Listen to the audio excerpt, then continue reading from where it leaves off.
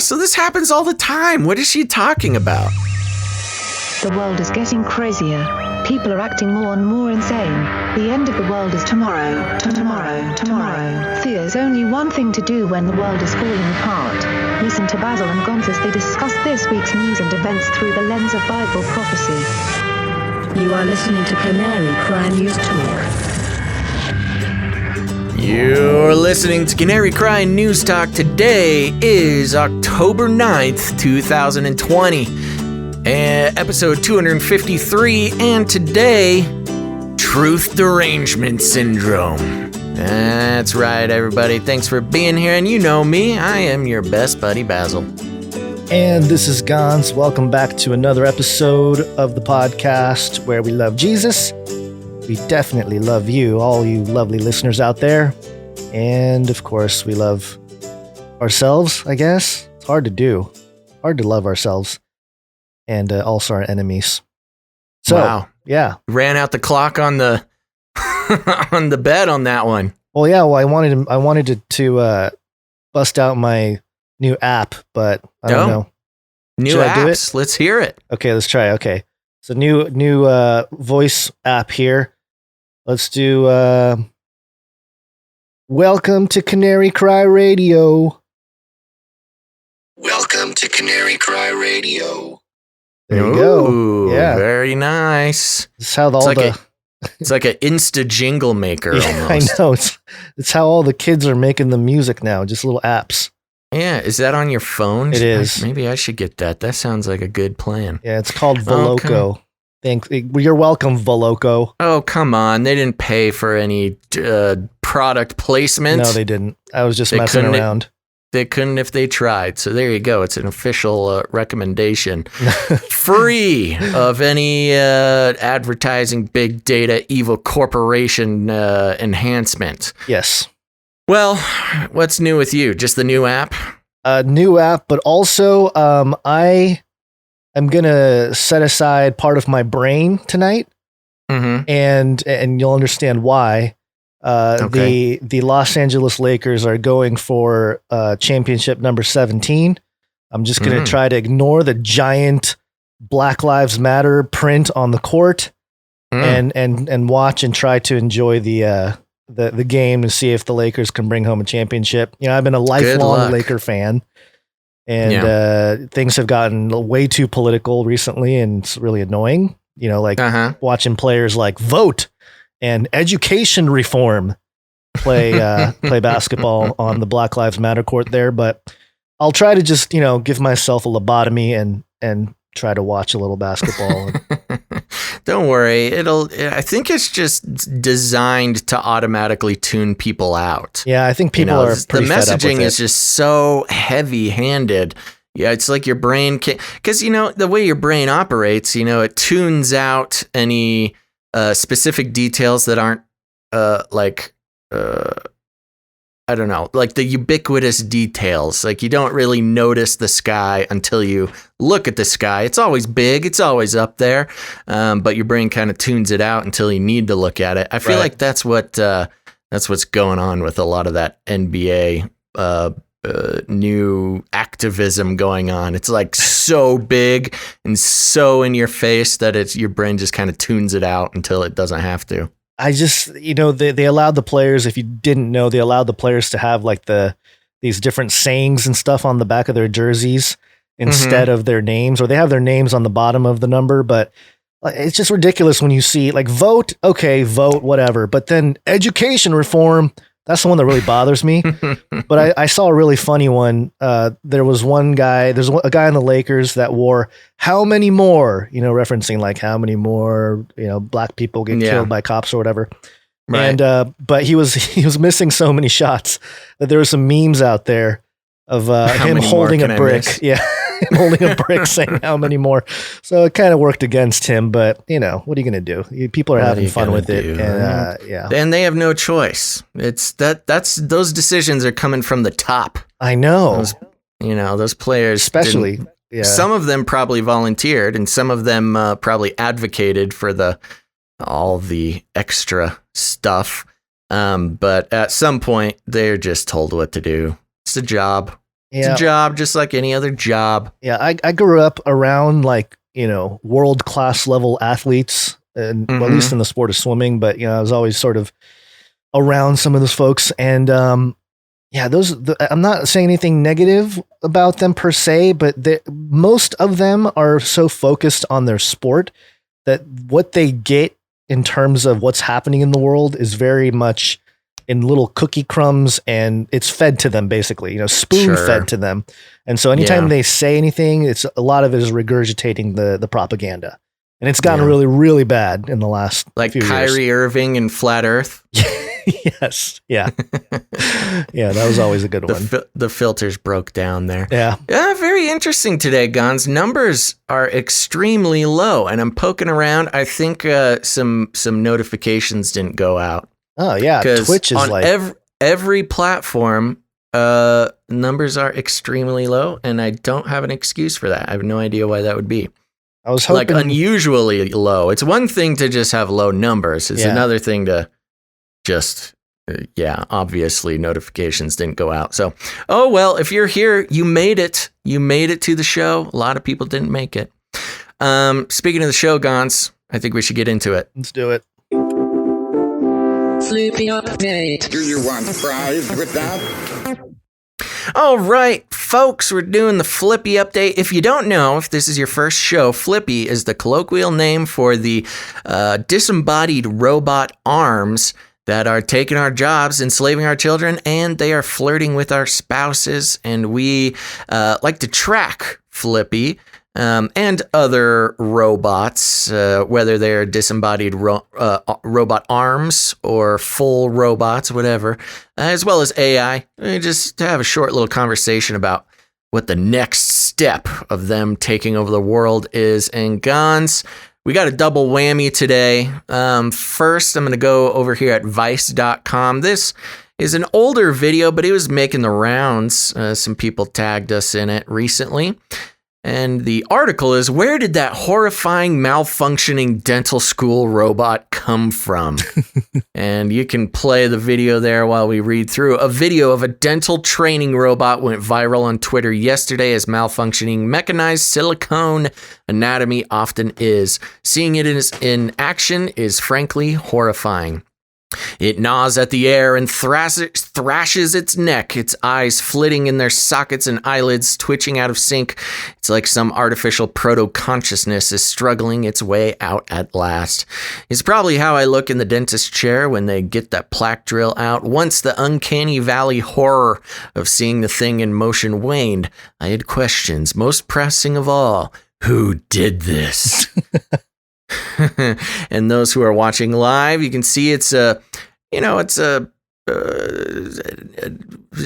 robot, a very sort of lifelike looking robot. Sort of. This is probably the most lifelike-ish robot. Yeah. There's definitely uncanny valley there. Yeah. But yeah, it's very well done humanoid Asian descent looking robot woman.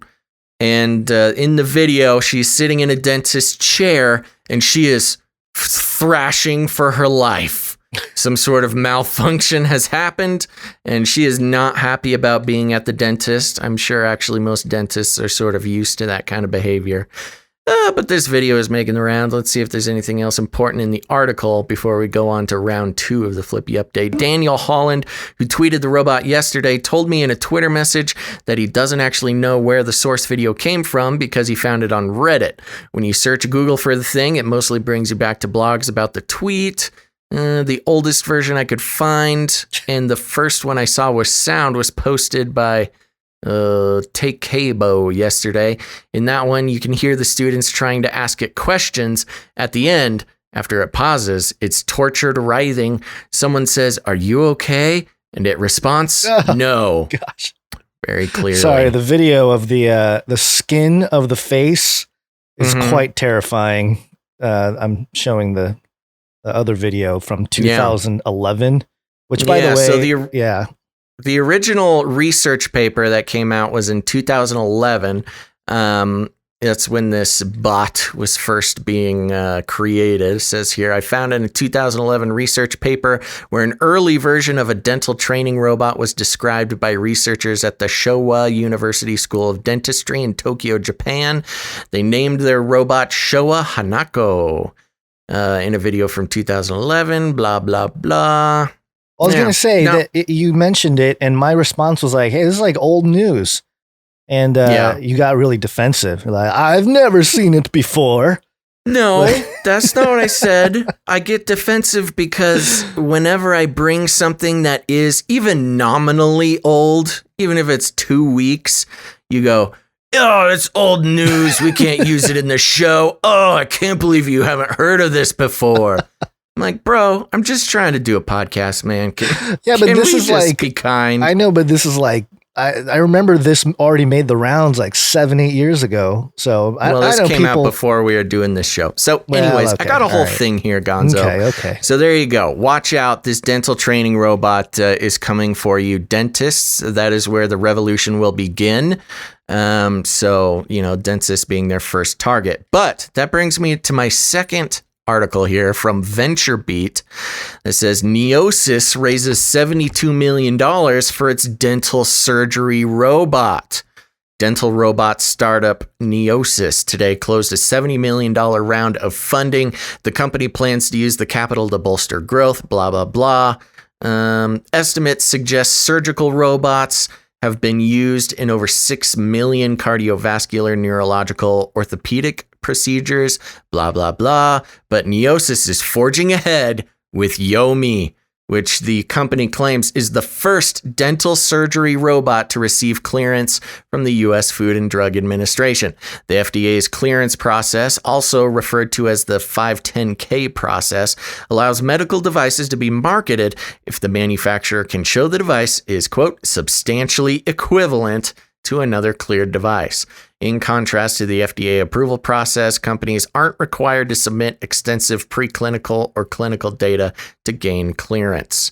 Let's see. They got clearance. Yomi, which features a robotic arm, hello, Flippy, that extends outward from a movable base, hello, base, has haptic guidance that allows dentists to pre-visualize a number of procedures. For example, surgery for flapless implants. Yikes. Surgeons remain in control and in contact with the instruments and patients throughout. Neosis says it can prevent drill deviation or over drilling past specific depths to avoid hitting anatomy, like nerves and sinus cavities, even if the patient moves. Yomi is designed to assist with procedural planning, blah, blah, blah. So, we've got a new surgical robot, dental surgical robot, and we've had dental training robots for quite a while. So now there's no reason for human beings to even bother. We can just put this surgical robot in a room with the training robot, and they can just fill cavities all day long. No need for humans anymore, Gonzo. We've completely been eliminated out of the equation. Yes. We've eliminated ourselves out of. What about our teeth? I know. Well, the robots don't care. They must execute their prime directive. Yeah. Drill teeth. Yeah. If we're talking about a conspiracy here, the robot patient inspired the human to build the robot arm dentist because, the robot patient was not happy with the learning humans poking at her gums there. So, well, what are you going to do when all the humans are enslaved in vats of cryo jelly and being harvested black goo? For being harvested for our energy to fuel the robot empire. There's no more humans to go into the dentist office. And what are they going to do with all the dentist's office, Gons? They're planning ahead. That's all I have to say. Yeah, the robots are going to be harvesting human teeth now. They're going to become like little tooth fairies. That's terrifying. You're scaring the children. I'm sorry. I'm sorry. Okay. All right. Well, is that enough? That's it. That's all of them. Yeah, that's just bringing up all kinds of old stuff for me. Yep. More nightmares for all. Yep. Wonderful. All right. Here's some more quick updates on disturbing things. We interrupt this broadcast to give you a brief update.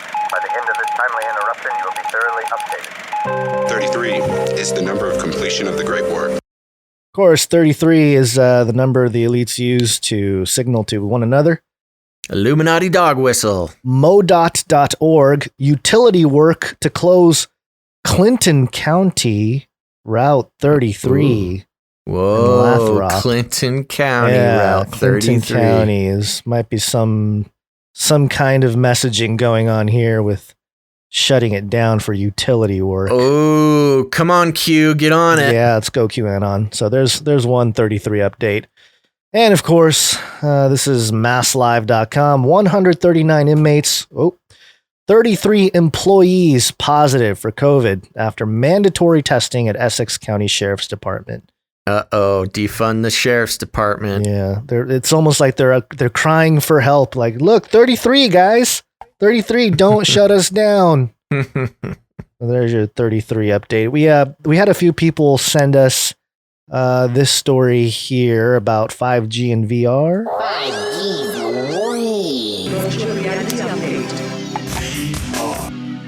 And this is geekwire.com. Joint Base Lewis McChord will test 5G for augmented and virtual reality missions.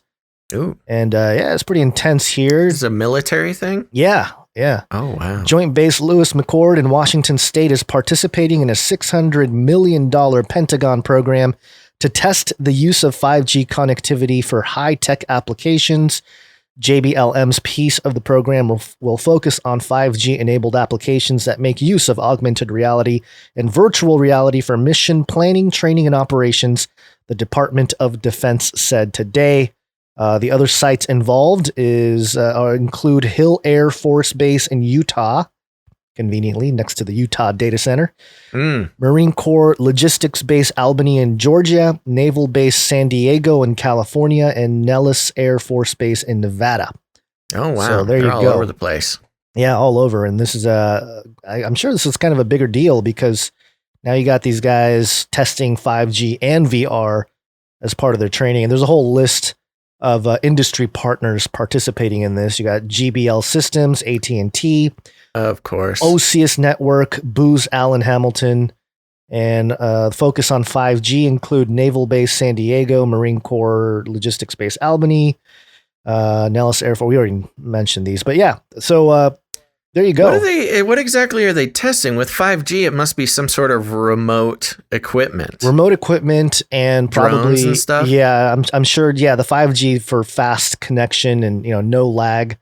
It says here, through these test sites, the department is leveraging its unique authorities to pursue bold innovation at a scale and scope unmatched anywhere else in the world.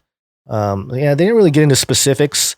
There is a video that kind of shows a guy doing some, some stuff on a computer, some missile targeting and stuff like that. So, yeah, I'm sure it involves, I'm sure it's robots. Yeah, drones. Yeah, robots, drones, flight drones, ground-based drones, missile guidance, or even like weapons that require precision and whatnot. So yeah, I mean, this is or that shoot 5G rays out to fry the brains of the enemies. Yeah, exactly. Weapons or dues are weapons. But yeah, this is like the first steps towards Ender's Game. Oh, yeah. Very Ender's Game-ish because eventually people won't realize if they're playing a game or if they're actually destroying an entire alien civilization. Maybe we are the drones. Whoa. Okay. All right. Well, there's that. So very interesting. And always with technology like this, before it goes mainstream, it's used by the military. They sort of legitimize the actual application of this kind of technology. So not surprising there. Yeah. All right. Next up, we have a quick Bitcoin. We have a couple money related updates here, but the first one is Bitcoin related. Bitcoin go to moon. Bitcoin go to moon. And let's see. Ooh, where did my article go on that?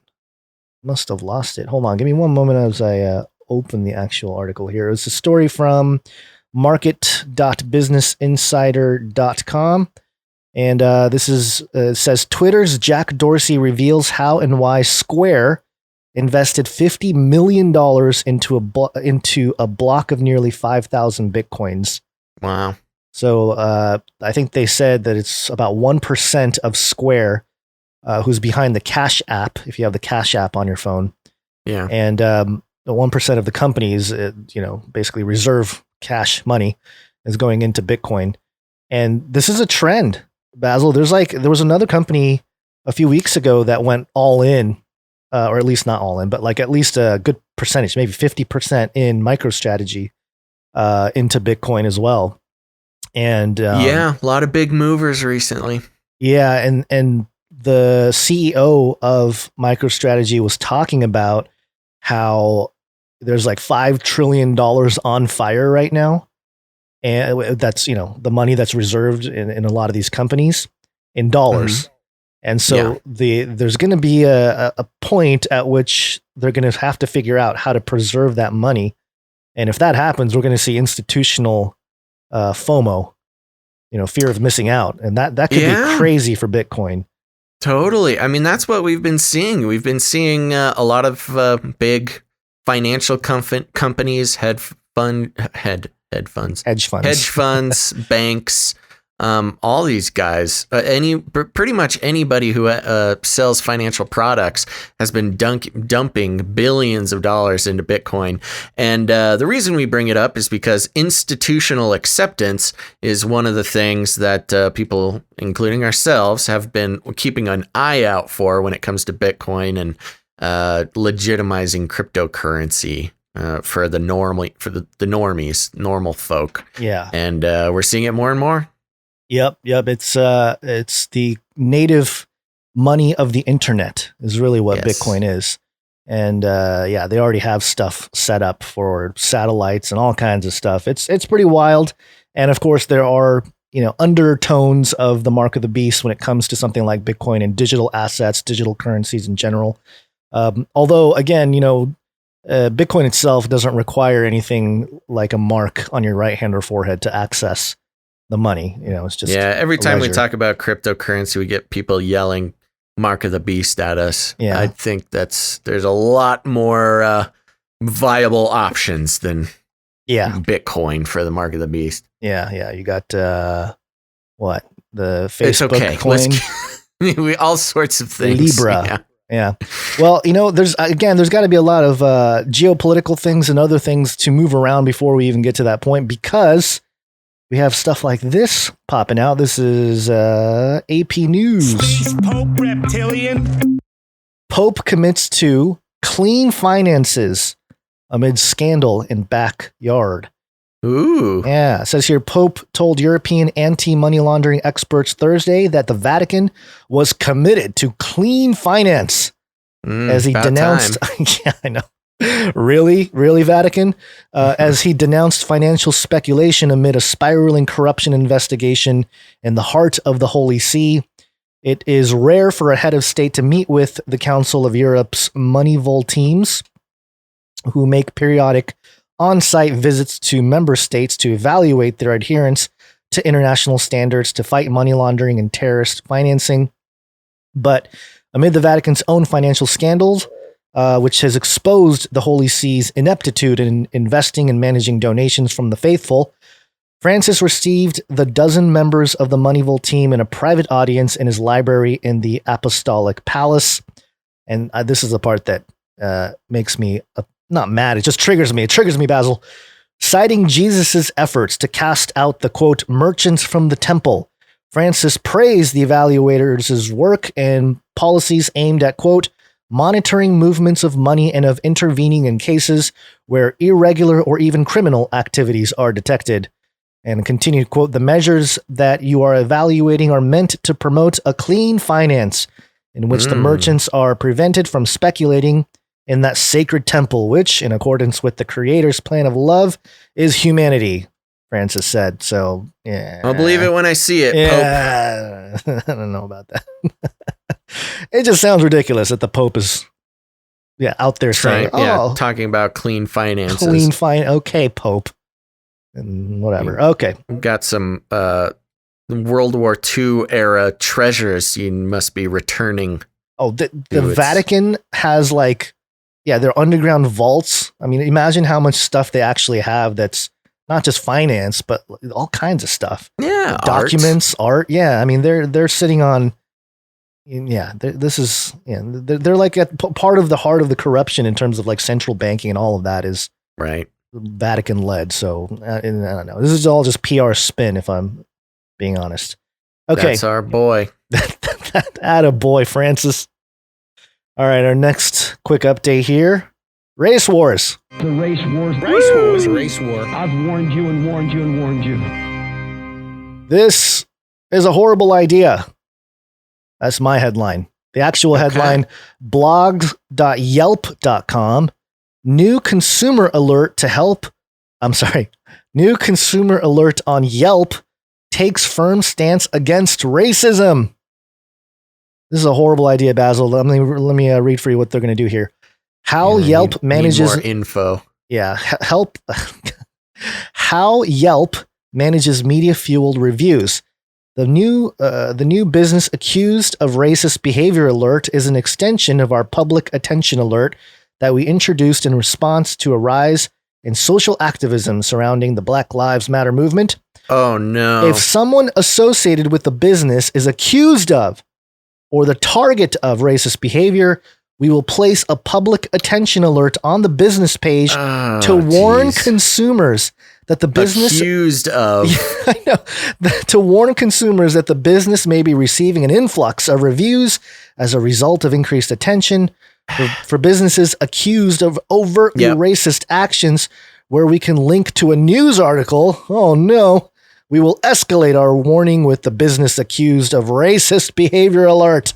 Guns. Yeah. This is horrible. And let me, obviously this can be weaponized, and online review type things have been weaponized in the past to totally destroy people's businesses without proper evidence, or even, like I said, alleged, right, if they're accused at all. But fun fact about Yelp, their entire business model is based around companies or businesses paying them to remove negative reviews. Mm-hmm. Yeah. So this is a business move by Yelp, not in the interest of social justice or anything. They're just doing this so all the, social justice warriors can click a button and accuse, businesses, probably many of them Christian, of being racist or whatever, homophobic. And those businesses will get the little mark that says this is a racist business. But then Yelp is giddy over this, because then they send a little message to that business and say, hey, for $3,000, we will get rid of the racist mark on your business, and yada, yada, yada. It's all part of the business model of Yelp. Yeah. Yelp has, I actually knew I knew one person who worked at Yelp proper. And they were just telling me, so the whole thing is a scam. It's supposed to be like this fun thing where you leave reviews, but really they encourage leaving negative reviews, because then their whole business model is charging businesses to get rid of negative reviews. And the same thing is going to be, it's the same thing for this racist button that you'll have. Right. It says so far in 2020, we've seen a 133% increase in the number of media fueled incidences. But here's the thing. We can take it down. You can warn your buddy there. Beware, because what if everybody just starts labeling Yelp a racist organization? What would they do then? Genius. They can't. Genius. They can't pay themselves. Oh off, my gosh. Yeah, Yelp is pretty much. They figured out how to professionally extort businesses. Yeah. This is not just a bad. Well, I guess it's a good idea then. In the context, well, it's a good idea for them. It's all business, leveraging the social media. And of course, taking the stance that it's for social justice. Oh gosh. Yeah. They're just All trying right, not to very get canceled. interesting. Yeah. All right. A couple more quick updates here. This one. Sorry. Yeah, I heard that last little comment you meant about, or that you said about getting canceled. And that's what it is. It's fear. Yeah. You strike the fear into these businesses and extort them. They'll pay any price to not get canceled. Yep. Let's see here. What's next here? Oh, propaganda. State-sponsored propaganda machinery. Woo! Got a few of these, but this one I loved here. DailyBeast.com.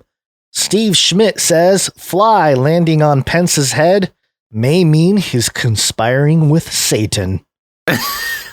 What? Yeah. Come on, man. Don't you know about flies and their role in the Bible? Is it because his hair smelled like sulfur? Probably. I'm not going to read the article here, but basically this guy, there's a tweet here by Justin Baragona that says, Steve Schmidt says, the fly landing on Pence is a, quote, sign historically of sin and the, quote, mark of the devil, prompting Ari Mebler to ask if he's joking. And Schmidt responded, quote, it landed on Mike Pence and it says something karmic about the status of the campaign as it implodes. Of course they care about biblical signs when it's is on their side. Well, that's what that was my first reaction. I saw this trending and everyone, making fun of Pence there and the fly landing on his head. First off, did we already forget the fly that landed on Obama's face? Yeah, or the fly that landed on his Hillary's nose or something. Yeah, or the fly that landed on Hillary's face. And I saw people responding to that too, and people were like, "Well, at least Obama tried to kill the fly, or did kill the fly." And it was like, okay, yeah, but it was on his face. The thing was on Pence's hair. Yeah, just because he kills it doesn't make it. Well, how does that help? What do you mean? At least he kills the fly. I don't know. I'm not sure, but if we're gonna go with the conspiring with Satan narrative with the fly landing on Pence, then let's extend it to the Obamas and the Hillarys. There we go. And one more quick update. This is also sort of a cancel culture type of thing. I thought it was funny. It fits with the narrative here.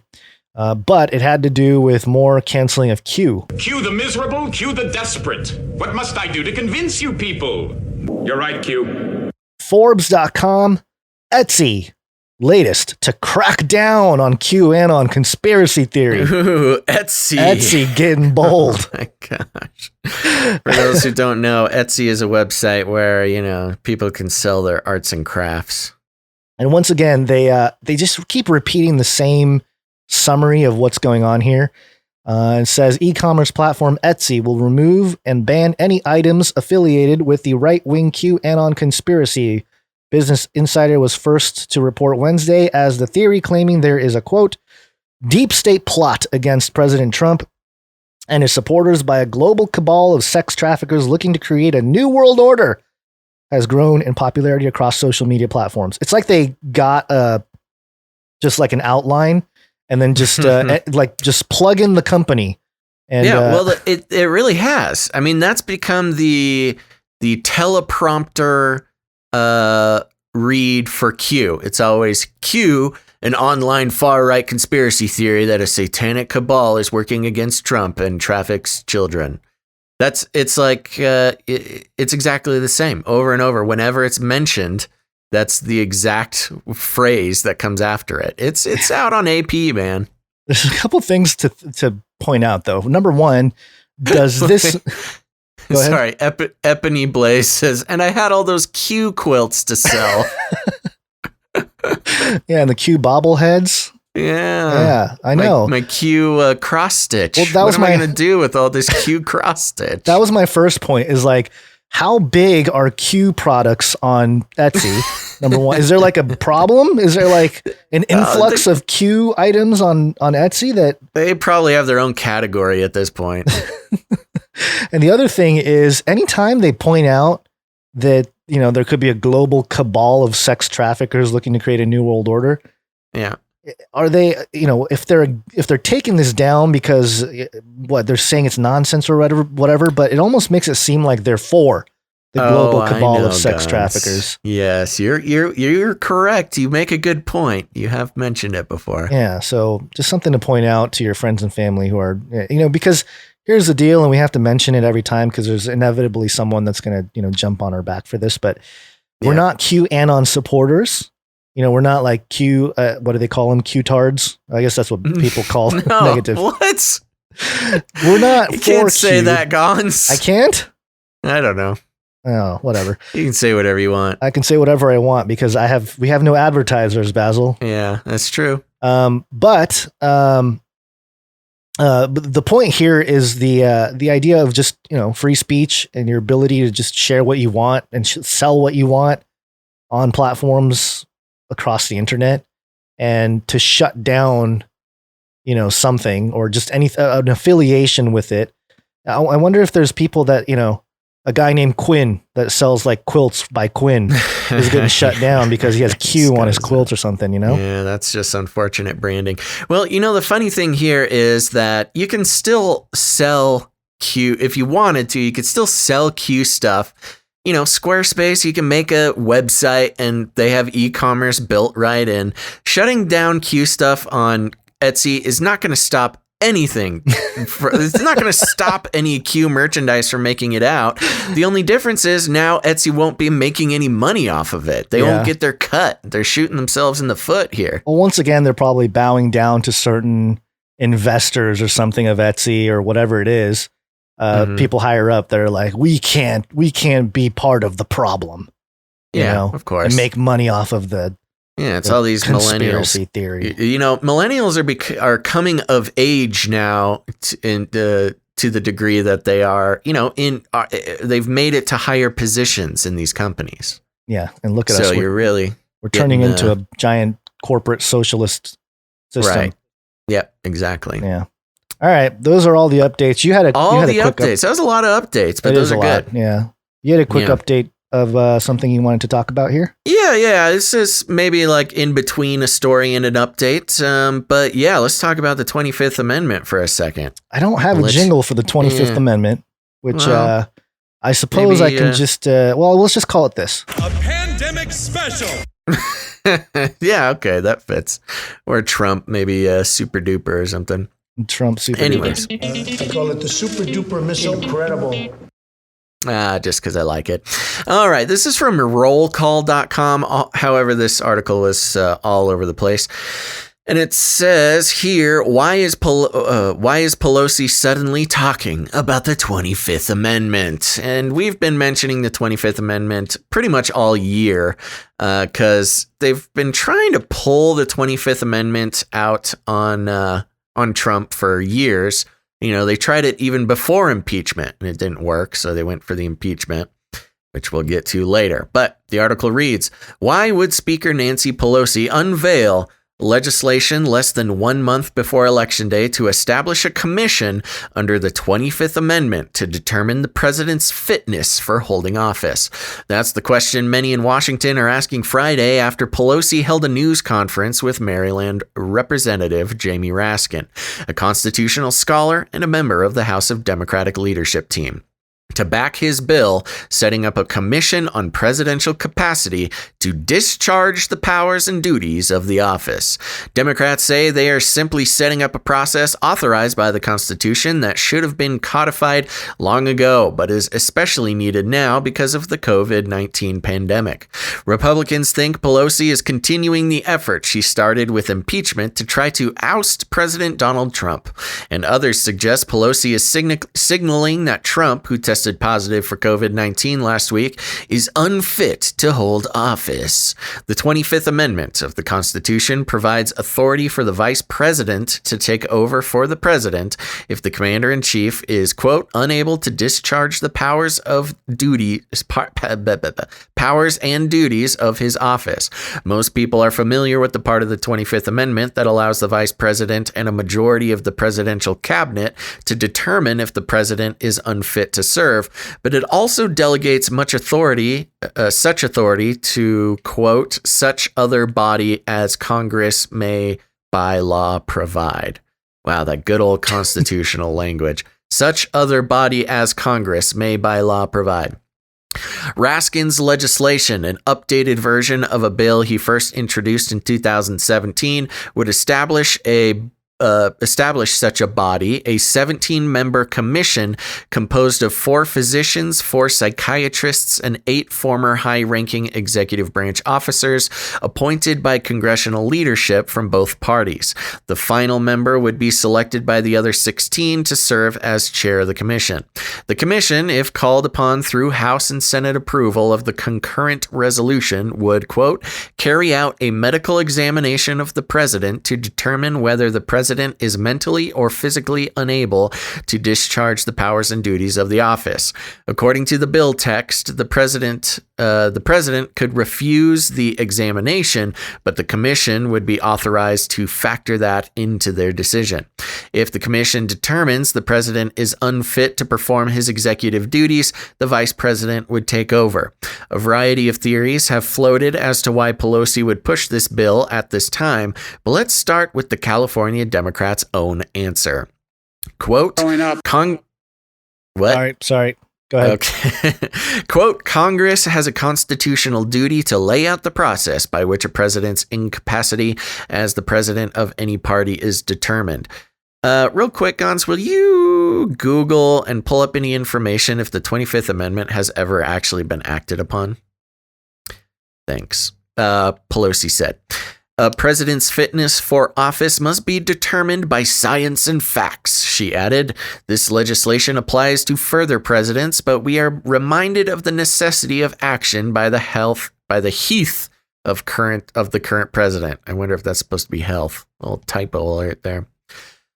Pelosi's claim that Trump's COVID-19 diagnosis reminded her of the need for such a commission is supported by her lack of interest in Raskin's bill, which he first introduced in May 2017, until now. Raskin said he wishes Congress had set up a body 50 years ago, but acknowledged the pandemic is, quote, what demands action, end quote, on it now. Quote continues, in the age of COVID-19, which has killed more than 210,000 Americans and now ravages the White House staff, the wisdom of the 25th Amendment is clear, he said. What happens if a president, any president, ends up in a coma or on a ventilator and has made no provisions for the temporary transfer of power? You know, I always just assumed that it was automatically going to go to the vice president if the president goes into a coma, but they're acting like that is not the case. Republicans who've been on the attack since Pelosi teased the bill announcement at her weekly presser on Thursday think the speaker is just continuing down a path of trying to overturn the results of the 2016 election. Quote, she's now trying to overturn the results of next month's election, House Minority Whip Steve Scalise said on Friday on Fox News before Pelosi's news conference. Quote, she's wanted to remove President Trump from office because she doesn't agree with the people's choice from the last election. Pelosi insists that's not the case. Quote, this is not about President Trump. He will face the judgment of the voters, she said, but he shows the need for us to create a process. The House is not scheduled to be in session until after Election Day, so Democrats clearly aren't trying to push this bill before then. As to Scalise's claim that the measure is about overturning the results if Trump wins re-election, there's no way to prove whether that's part of the calculus or not. Well, Pelosi has said consistently for months that she is confident former Vice President Joe Biden, the Democratic nominee, will best Trump. There's one last little part just for fun here. Trump's theory. Trump has his own theory on the 25th Amendment bill that has nothing to do with him. He thinks the speaker is trying to set up a process for replacing Biden with his running mate, California Senator Kamala Harris. That's actually not a bad theory. Trump and some Republicans have consistently questioned Biden's mental faculties. Quote, there are significant questions that have been raised about Joe Biden's potential mental decline, his acuity, essentially how up is he for the task of being president, Senator Ted Cruz said Friday on MSNBC in the context of talking about why a virtual debate would provide an unfair advantage to Biden over a live one. The host then asked the Texas Republican if similar questions had not also been raised about Trump, like Pelosi questioning aloud in recent... show burps. Oh boy. The host then asked the Texas Republican if similar questions had not also been raised about Trump, like Pelosi questioning aloud in recent days ahead of her 25th Amendment bill announcement whether the steroids Trump had been taking for COVID-19 treatment have affected his judgment. Quote, Speaker Pelosi opposes the president, has tried to get him out of the office from the beginning, Cruz said, calling the 25th Amendment bill announcement a political stunt and saying he doesn't have questions about Trump's mental faculties like he does of Biden's, which is big for Cruz to be saying that, because Ted Cruz and Trump have not traditionally been friends. So for Cruz to come out and defend the orange man is a pretty big deal. If Biden wins and Democrats move forward with the bill, it could put Republicans who have questioned Biden's mental fitness in a difficult spot. Quote, if the president wins re-election, yes, it will apply to him. If he doesn't, it will apply to the next president of the United States, Pelosi said. And there's more, but there you go. Basically, they're trying. It's interesting to hear. Were you able to find anything on any uses of the 25th Amendment? Yeah, so it's a little bit complicated. I found an article titled, Has the 25th Amendment ever been used? Well, yes and no.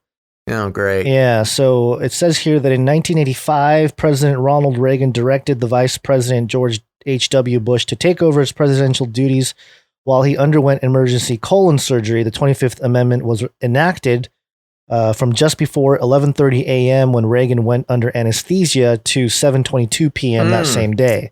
Oh, okay. Yeah. Yeah.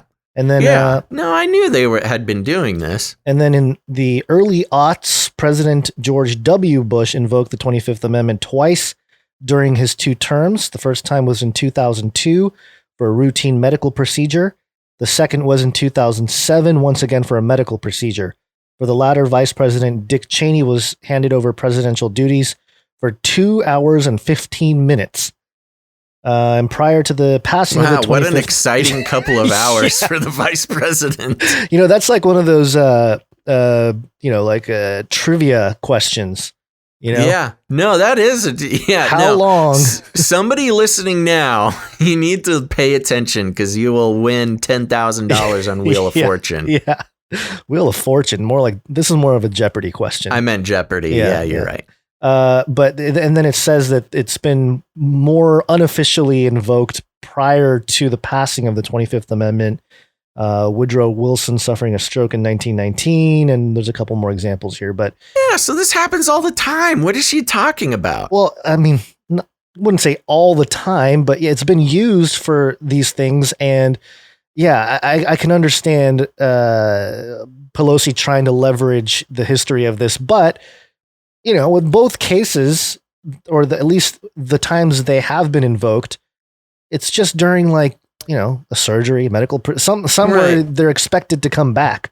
But so the point being, and they said it in this article, is that as it stands now, the vice president and I think it was if the vice president and a majority of the cabinet all get together, they activate the 25th Amendment. That's how it works. That's how it's written. Yeah, she can't just... Why is she trying to... She's actually trying to change it. Like, or I guess it's not actually her. It's this other guy. Right. She's just pushing for it. But yeah... Raskin. Yeah, well, we all know why she's trying to do it. That's part of the political theater here of trying to get Trump man out of office. But well, yeah. I think both make sense. Both trying to get Trump out if he is reelected, and also it's a good reason for Kamala to take over for Biden. It is. You're right. And, you know, it almost seems like maybe as far as like the real, I guess, I say real in air quotes, but the actual counting of the numbers of votes and everything happening so far doesn't maybe look good for Trump to, leave office. Well, of course, all the early voters are Democrats. Yeah. Because they're the ones who don't want to show up to a polling place. Right. So all the mail-in ballots are all Democrat ballots. Right. So, I don't know. I mean, sure, Nancy, why don't you get on that stimulus? Help out the American people by printing a few more $1 trillion. Yeah. That's not going to happen until after the election. I was actually doing some math, and I was, I think they said I've seen different numbers. I've seen we've printed 6 trillion. I've seen we've printed 9 trillion in 1 year. And if you do the math, it's about, if you just divide it up with 330 million Americans, let's say, I think it was like 7 billion or 7 trillion. Maybe it was 9 trillion. I don't remember the exact number now. But basically, it's like $1 million per person. Oh no, it's not that much. It's over $20,000 per person, and that includes like babies and everybody. So yeah, right. That's a lot of money if you're printing that much. And of course, we're only seeing it. The people have seen $1,200. Yeah. One stimulus? Well, there is the we all did get the 1,200. Well, some people didn't, but yeah. The 1,200, but also unemployment is increased, and a lot of that. I get it. I understand. Paycheck protection. I get it. But if we're gonna really go down that socialist path, let's really cut the grass evenly. UBI, baby. Not too long, not too far away. Let's print 9 trillion and give each American $20,000. That's how inflation happens, folks. That's how the dollar becomes completely devalued. Yay, we all have 20,000 more dollars, but gas now costs $200 a gallon. So better get yourself a Bitcoin. Yep. All right. Let's see. I'm good to move on. You're going to move on. Are you going to do this one? You want me to do this one? You do this one. I do this one. Speaking of the beast system. Beast system. I'll keep you warm and safe in my people's zoo. This was published on thefederalist.com. So, yes, it's leaning in a particular direction here. But kind of a big deal. Breaking, or at least breaking when it was published on the 6th. DNI declassifies handwritten notes from John Brennan 2016 CIA referral on Clinton campaign's collusion operation. This was huge, and I didn't see any mainstream reporting this, and it's possibly the biggest story in all 4 years. Yeah, it's kind of a big deal, but it's crazy. Okay. Top US. Wait. I'm sorry. Real quick. That picture at the top. Uh-huh. The painting of Teddy Roosevelt behind them. Riding a horse, yeah. I want it. It's so majestic. I must put together a crack team of National Treasure style. I'll be Nick Cage. I need some more team members. We must steal this Teddy Roosevelt painting from the White House. It's got the gold trimmed frame and everything. Oh, that's how you know it's good. Yeah.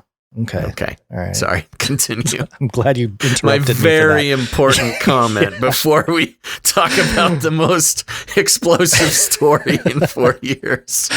Top U.S. intelligence officials were so concerned heading into the 2016 election that the Russians were aware of and potentially manipulating Democratic presidential candidate Hillary Clinton's plan to smear Donald Trump as a Russian agent, that they personally briefed President Barack Obama on the matter, newly declassified Central Intelligence Agency documents show.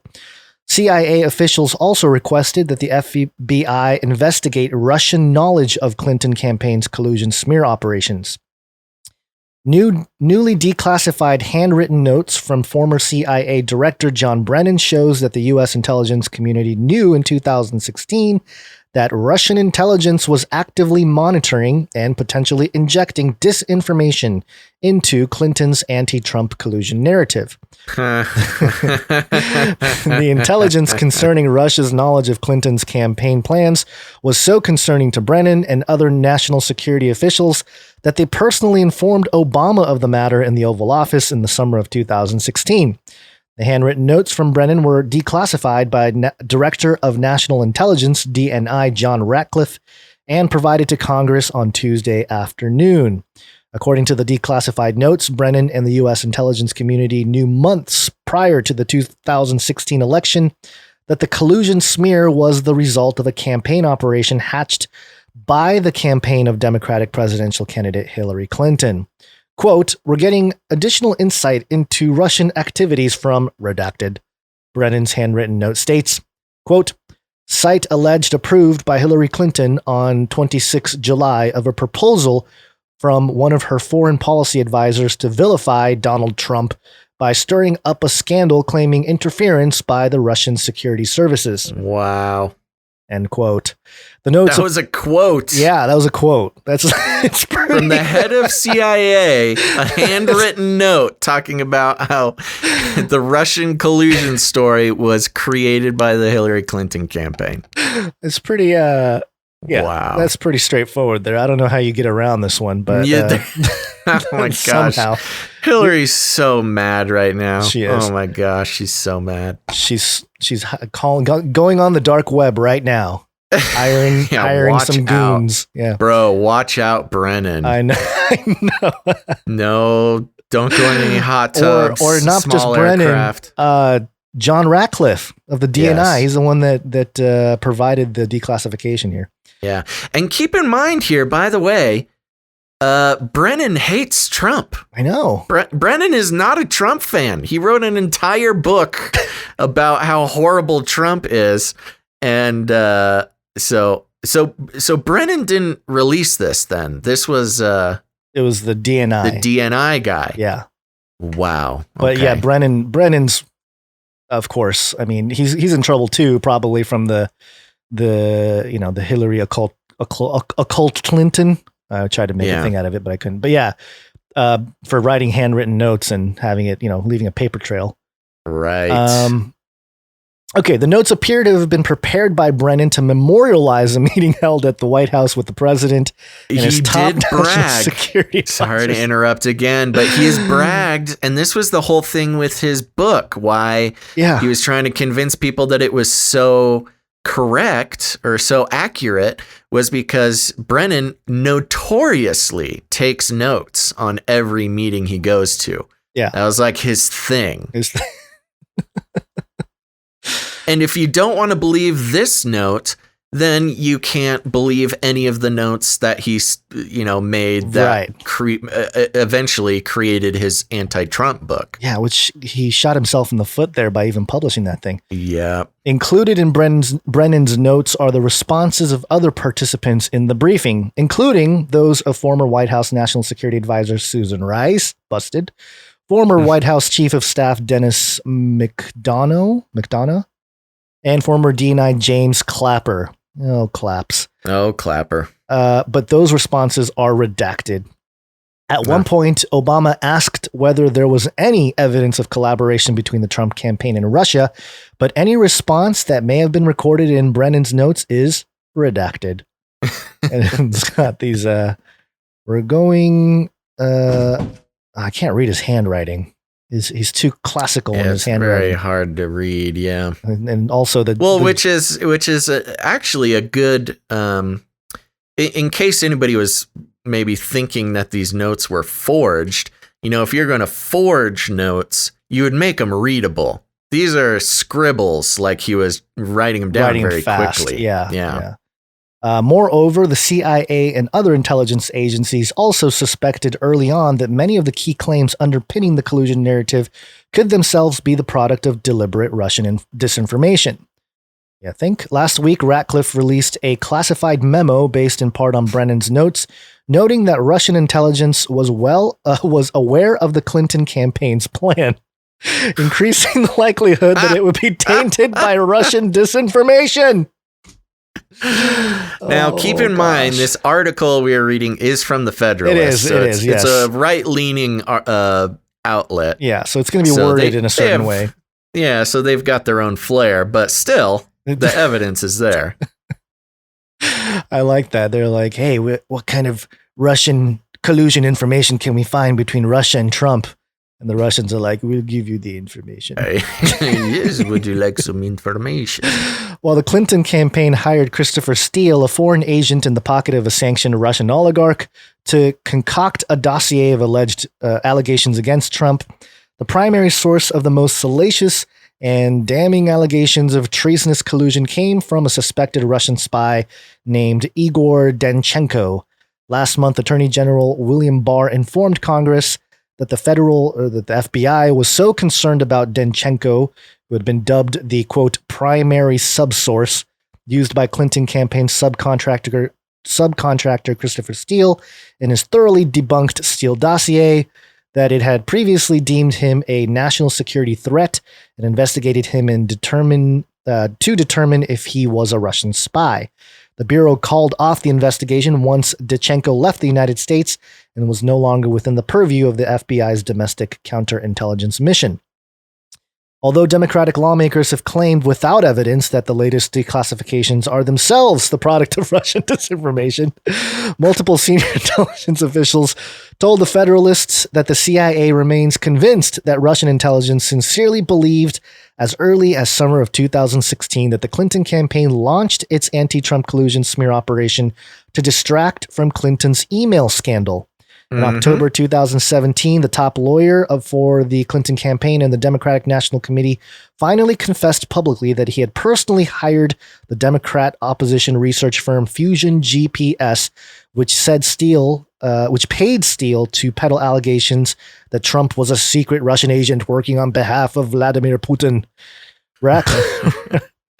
What a mess. Ratcliffe also declassified on Tuesday portions of a formal CIA investigative referral sent on September 7th, 2016 to fired former FBI Director James Comey and fired former counterintelligence official Peter Strzok, asking them to investigate the Clinton campaign's anti-Trump collusion smear operation in light of Russia's knowledge of the plan and the likelihood it could be tainted by deliberate Russian disinformation. Rather than act on the CIA investigative referral in the same manner they had launched a full-blown counterintelligence investigation of the Trump campaign, Strzok and Comey refused to initiate an investigation. And of course, Comey went on to write books, and they all write books. Yeah, so they're basically saying that they've known that it was fake the whole time. The whole time, yeah. Yeah.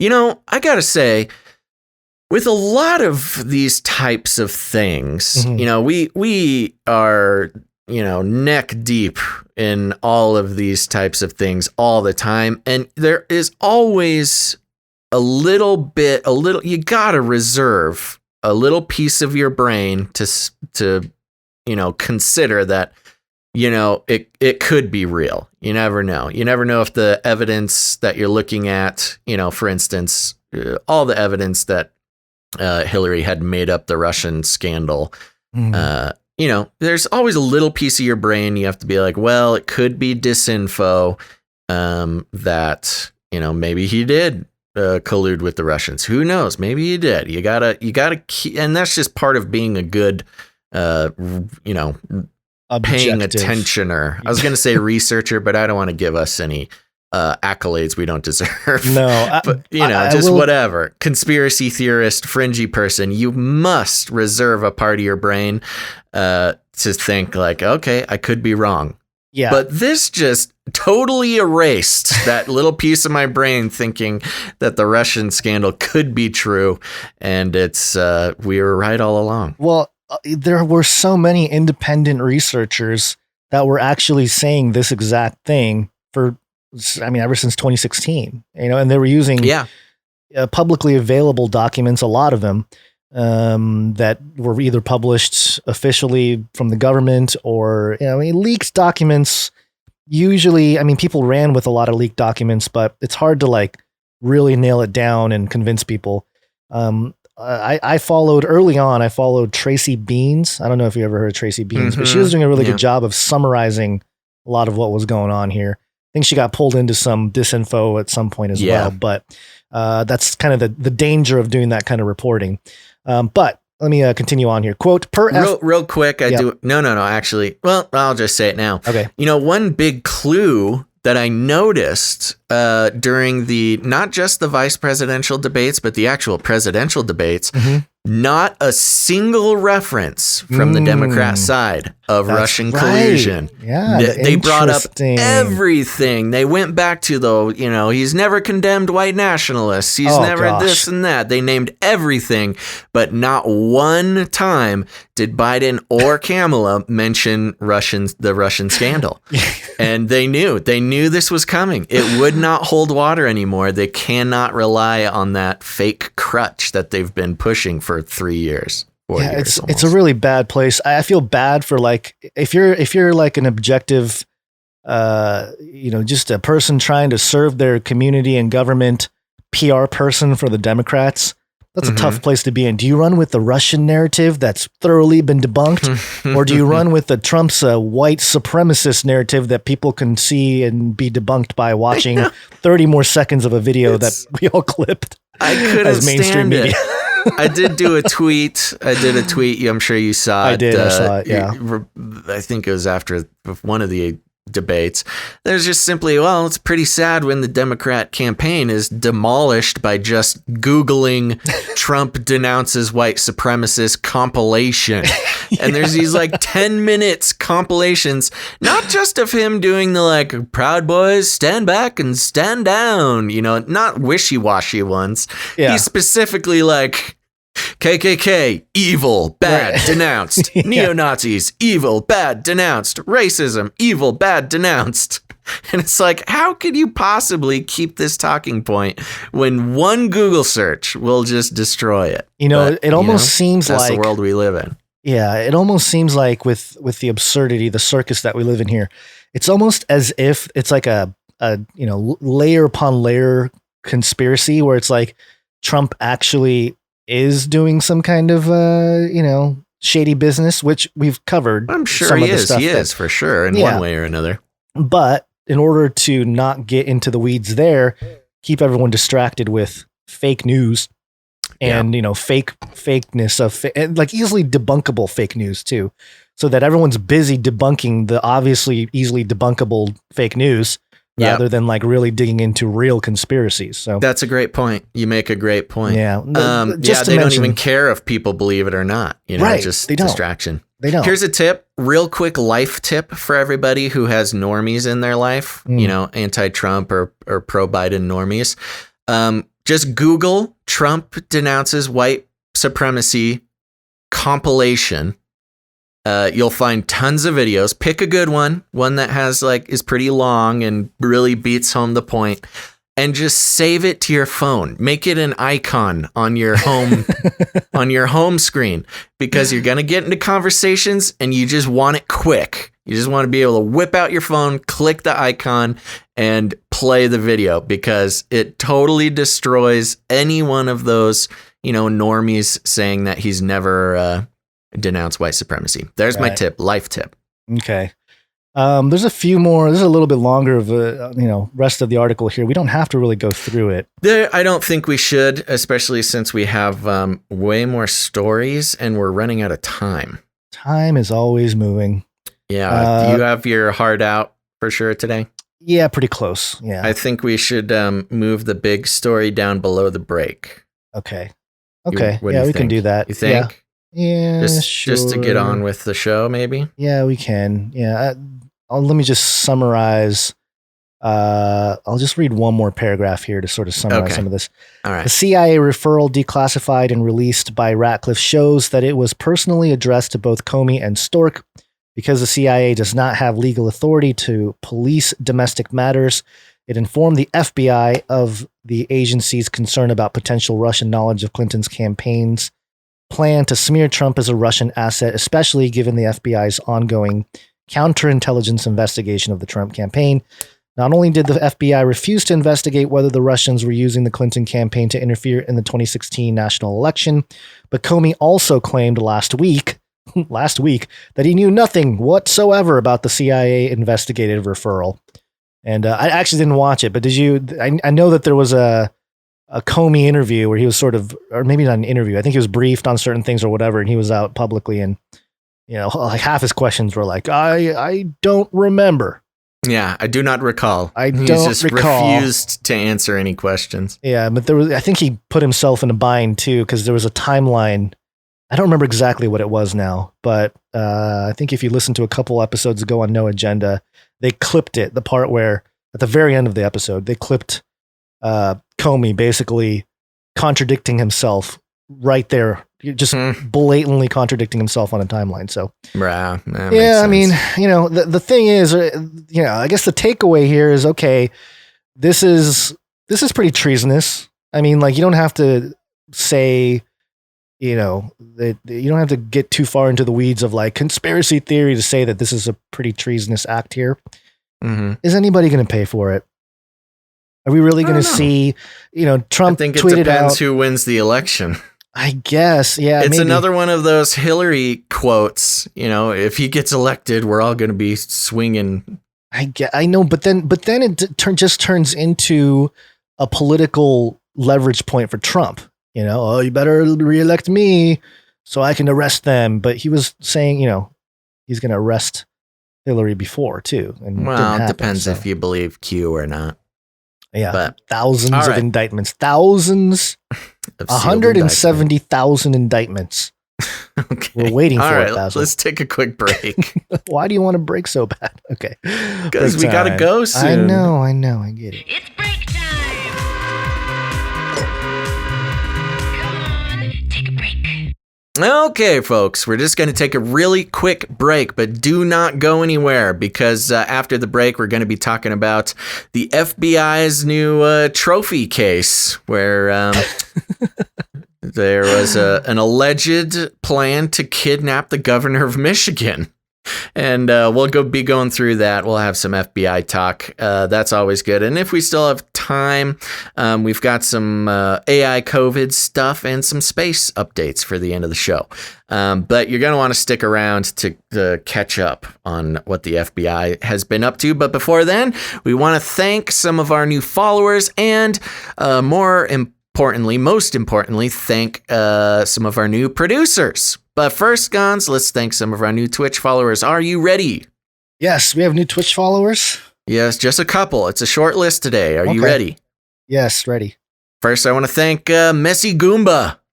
All right. Yeah, Thank I saw Messy Goomba in the chat earlier. Yeah, Messy Goomba's here. Thank you. Then we have Christian Canary Contrarian. Ooh. So, like, think inside the cage that's outside? Huh? Oh, I don't know. They're part of the family, whoever they are. Next, we have, this is a good one. Leave Basil alone. Reminds me of that Leave Britney Alone video. You remember that? It was back in YouTube 1.0 days. Yeah. Moving on. I would like to thank our new Twitch follower, Bulio. Wow, these are great, easy to pronounce names today. Thank you very much. And lastly, but not lastly, producer Martin. Thank you for following us on Twitch. Thank you. And if you haven't done it yet, all you YouTube folks, I would highly recommend following us on Twitch. It's good to follow us on multiple platforms because YouTube has already shown their hand by demonetizing and shadow banning and doing all that sorts of stuff to us. It's just a matter of time before you stop getting notifications for live shows. So far, Twitch has been kind to us. So if you want to make sure you get notifications for shows, go follow us on Twitch at twitch.tv/CanaryCryRadio, twitch.tv/CanaryCryRadio. That'll be in the chat there, and turn on notifications. Follow us. It's a good backup. Okay, next, it's time to thank some producers. What does that mean? And if this is your first show, let me help explain it. And if this is your 100th show, you can say it along with me here. We go on the value for value model. What does that mean? Well, most content producers like Gons and I, we are tempted daily to fall into the trap of the advertising model. You know, the type of model that tons of content producers do. They collect listeners and audience as if they were cattle to be turned around and sold for their own personal gain. Advertising is built into the big data problem and the social dilemma and all those types of things. Advertising really is a form of mind control, which we believe is inherently not a good thing. And it also monetizes people who might not want to be monetized. That's you, our listeners. And so we go off of a model where if you want to be monetized, you can be monetized. And if you don't have to be. It's value for value. We put out the show. We do it 3 times a week, and we like to think we do a pretty good job. And if you gain any value from what we do, you have the opportunity to put some value back into the system. We can only do it with the help of our producers. And I keep calling them producers because that's exactly what they are. Just like the real world, baby. This ain't no dollhouse. If you help produce, if you help pay for, you become a producer of that piece of media.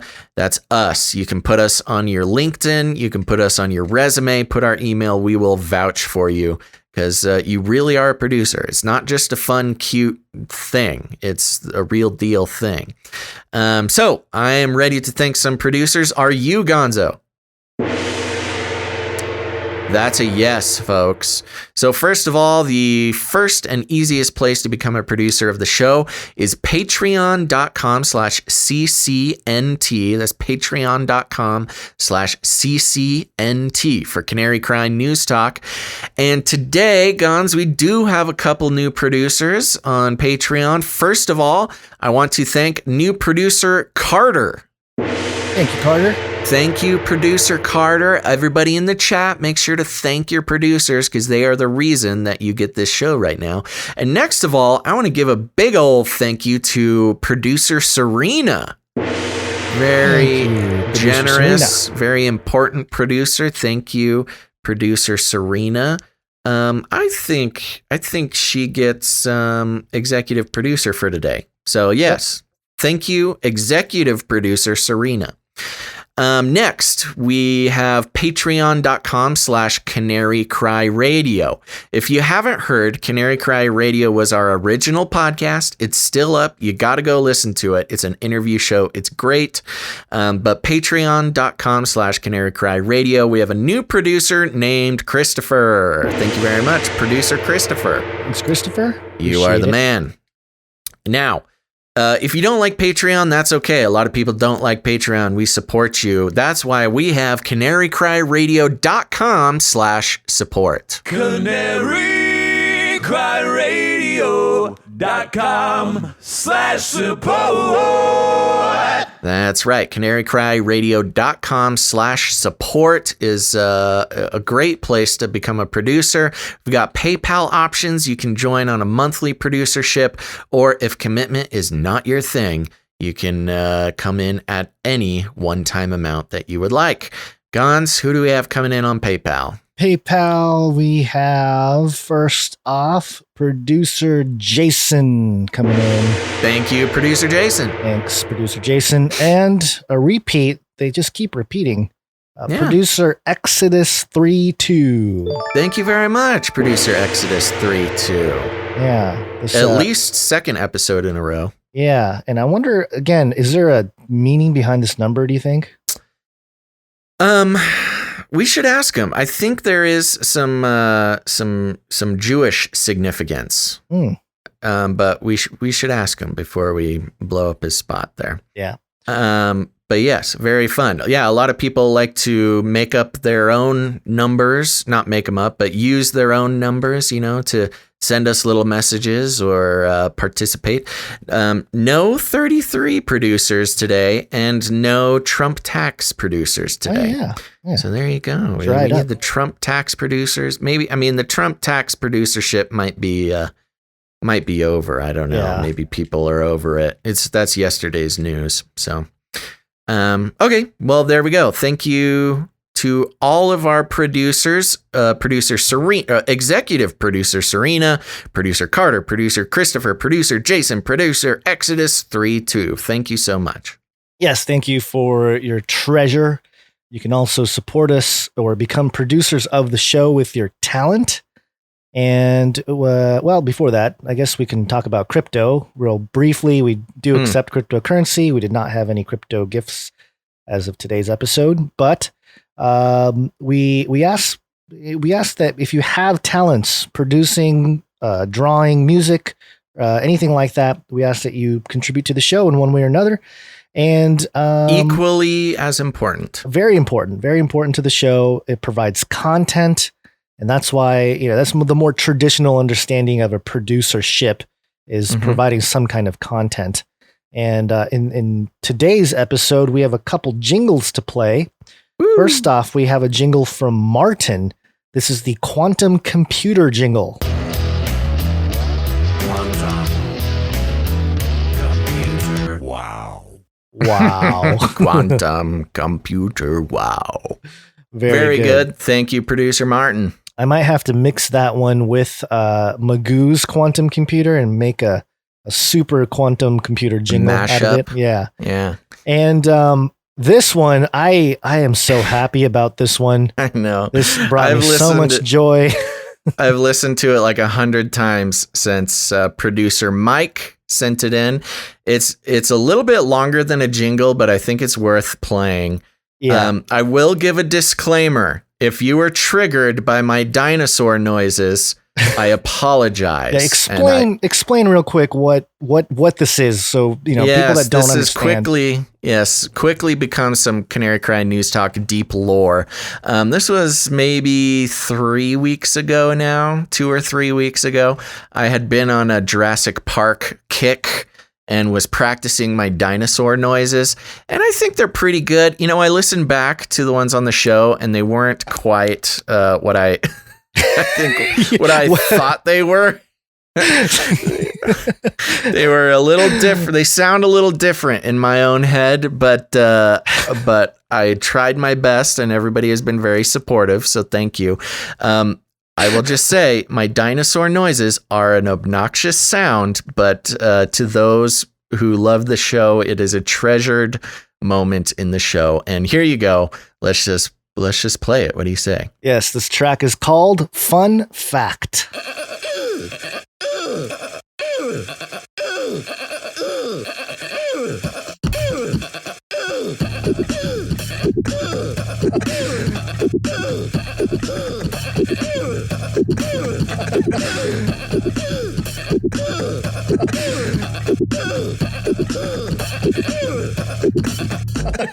Fun fact, I believe it was another fun fact.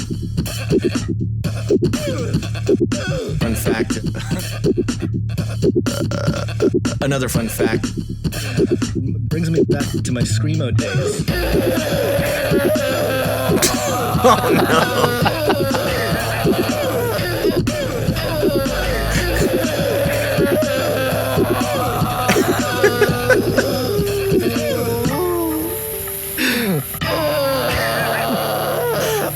I just went at the end for good measure. Yeah.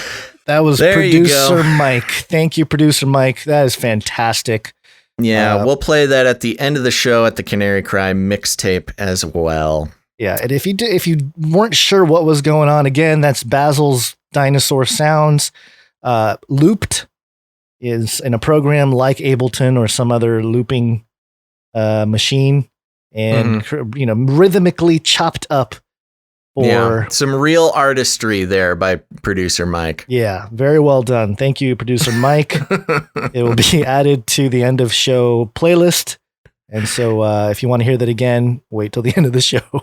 So I can see there's some mixed reactions. I would say overall positive. Some people very disturbed by the dinosaur music. Okay. We need a music video of people, doing dinosaur moves. Yeah. Dinosaur dance moves. Maybe we can chop up. There was an old song by a group called oh man, what was the name of the group? It's a dinosaur song. I was a little small kid and I love the song, and it's called like man, I wish I remember the name. I don't know, but you're stressing me out on time here though. Oh, okay. It was a group called Was Not Was. And the song is called Walk the Dinosaur for you 80s kids out there. Sounds fun. Yeah. All right. Other ways you can support the show with your talent. One art, please. Your artwork. And we have plenty to share with you today. For those of you watching on the screen, here we go. The first one is by Russell. Russell gave us another. Oh, I think this is the old one. Oh, no. Maybe this is okay. I'm kind of confused now. 33 is up. Looks like some got mixed in. That's the old one, I thought. Okay, yes, this is the new one. There we go.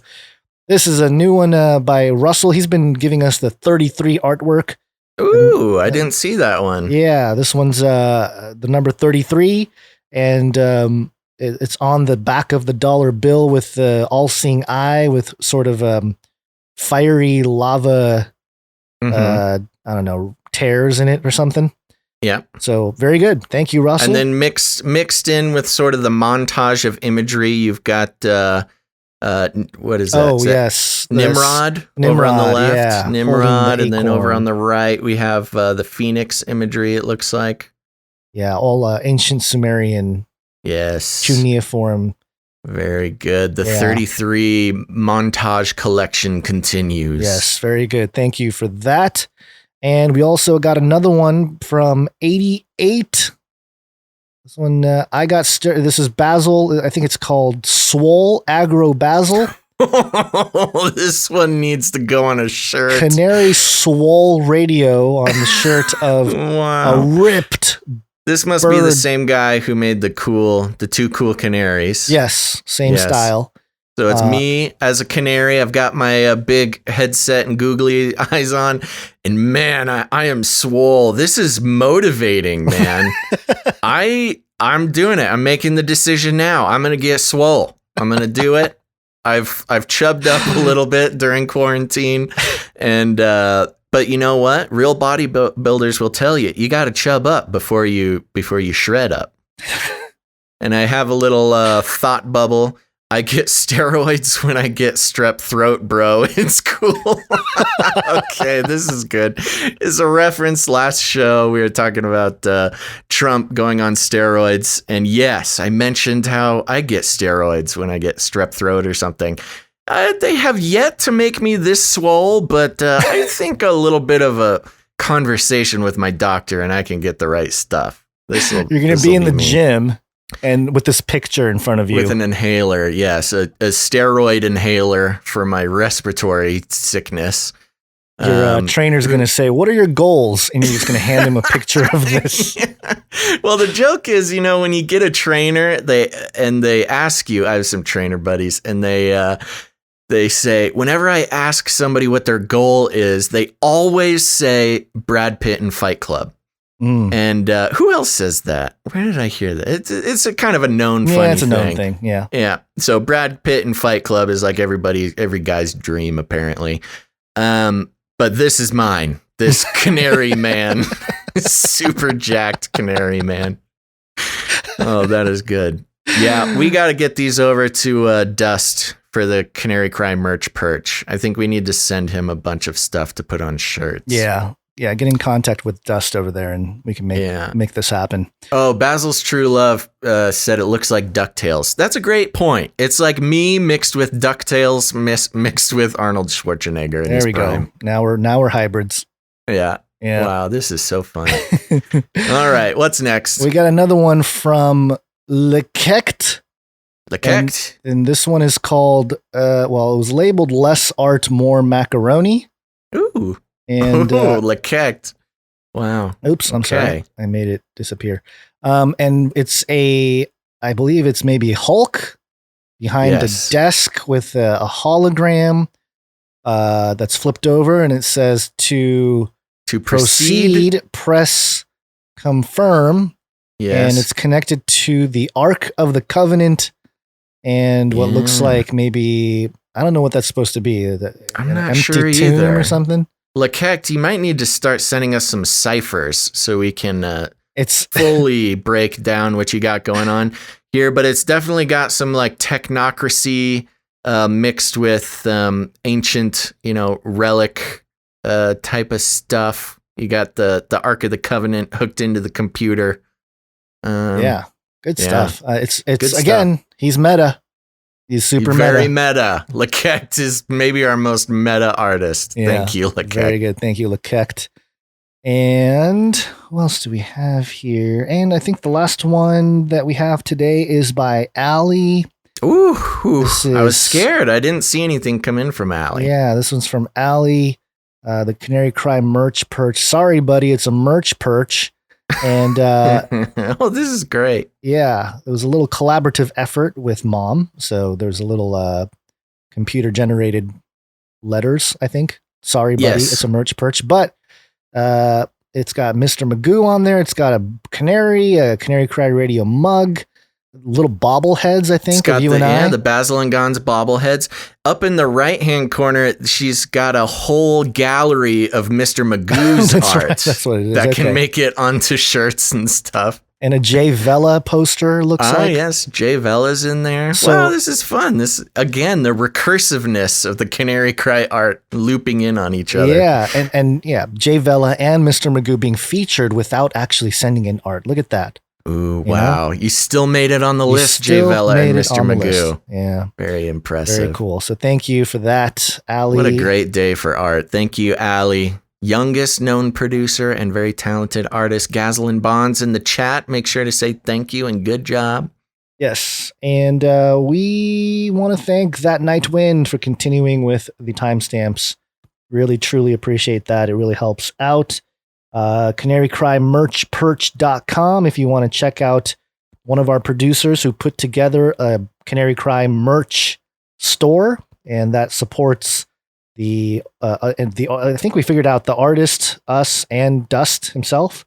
Yeah, so it's everything's sold at cost, but you have the opportunity to tip the webmaster, tip Basil and Gonz, that's us, or tip the artist. So yeah, it's a good system. I think it's a great system. Yeah, love it. So perfect. Check it out. CanaryCryMerchPerch.com. And last but not least, before we go back, are you doing the reviews now or at the end of the show?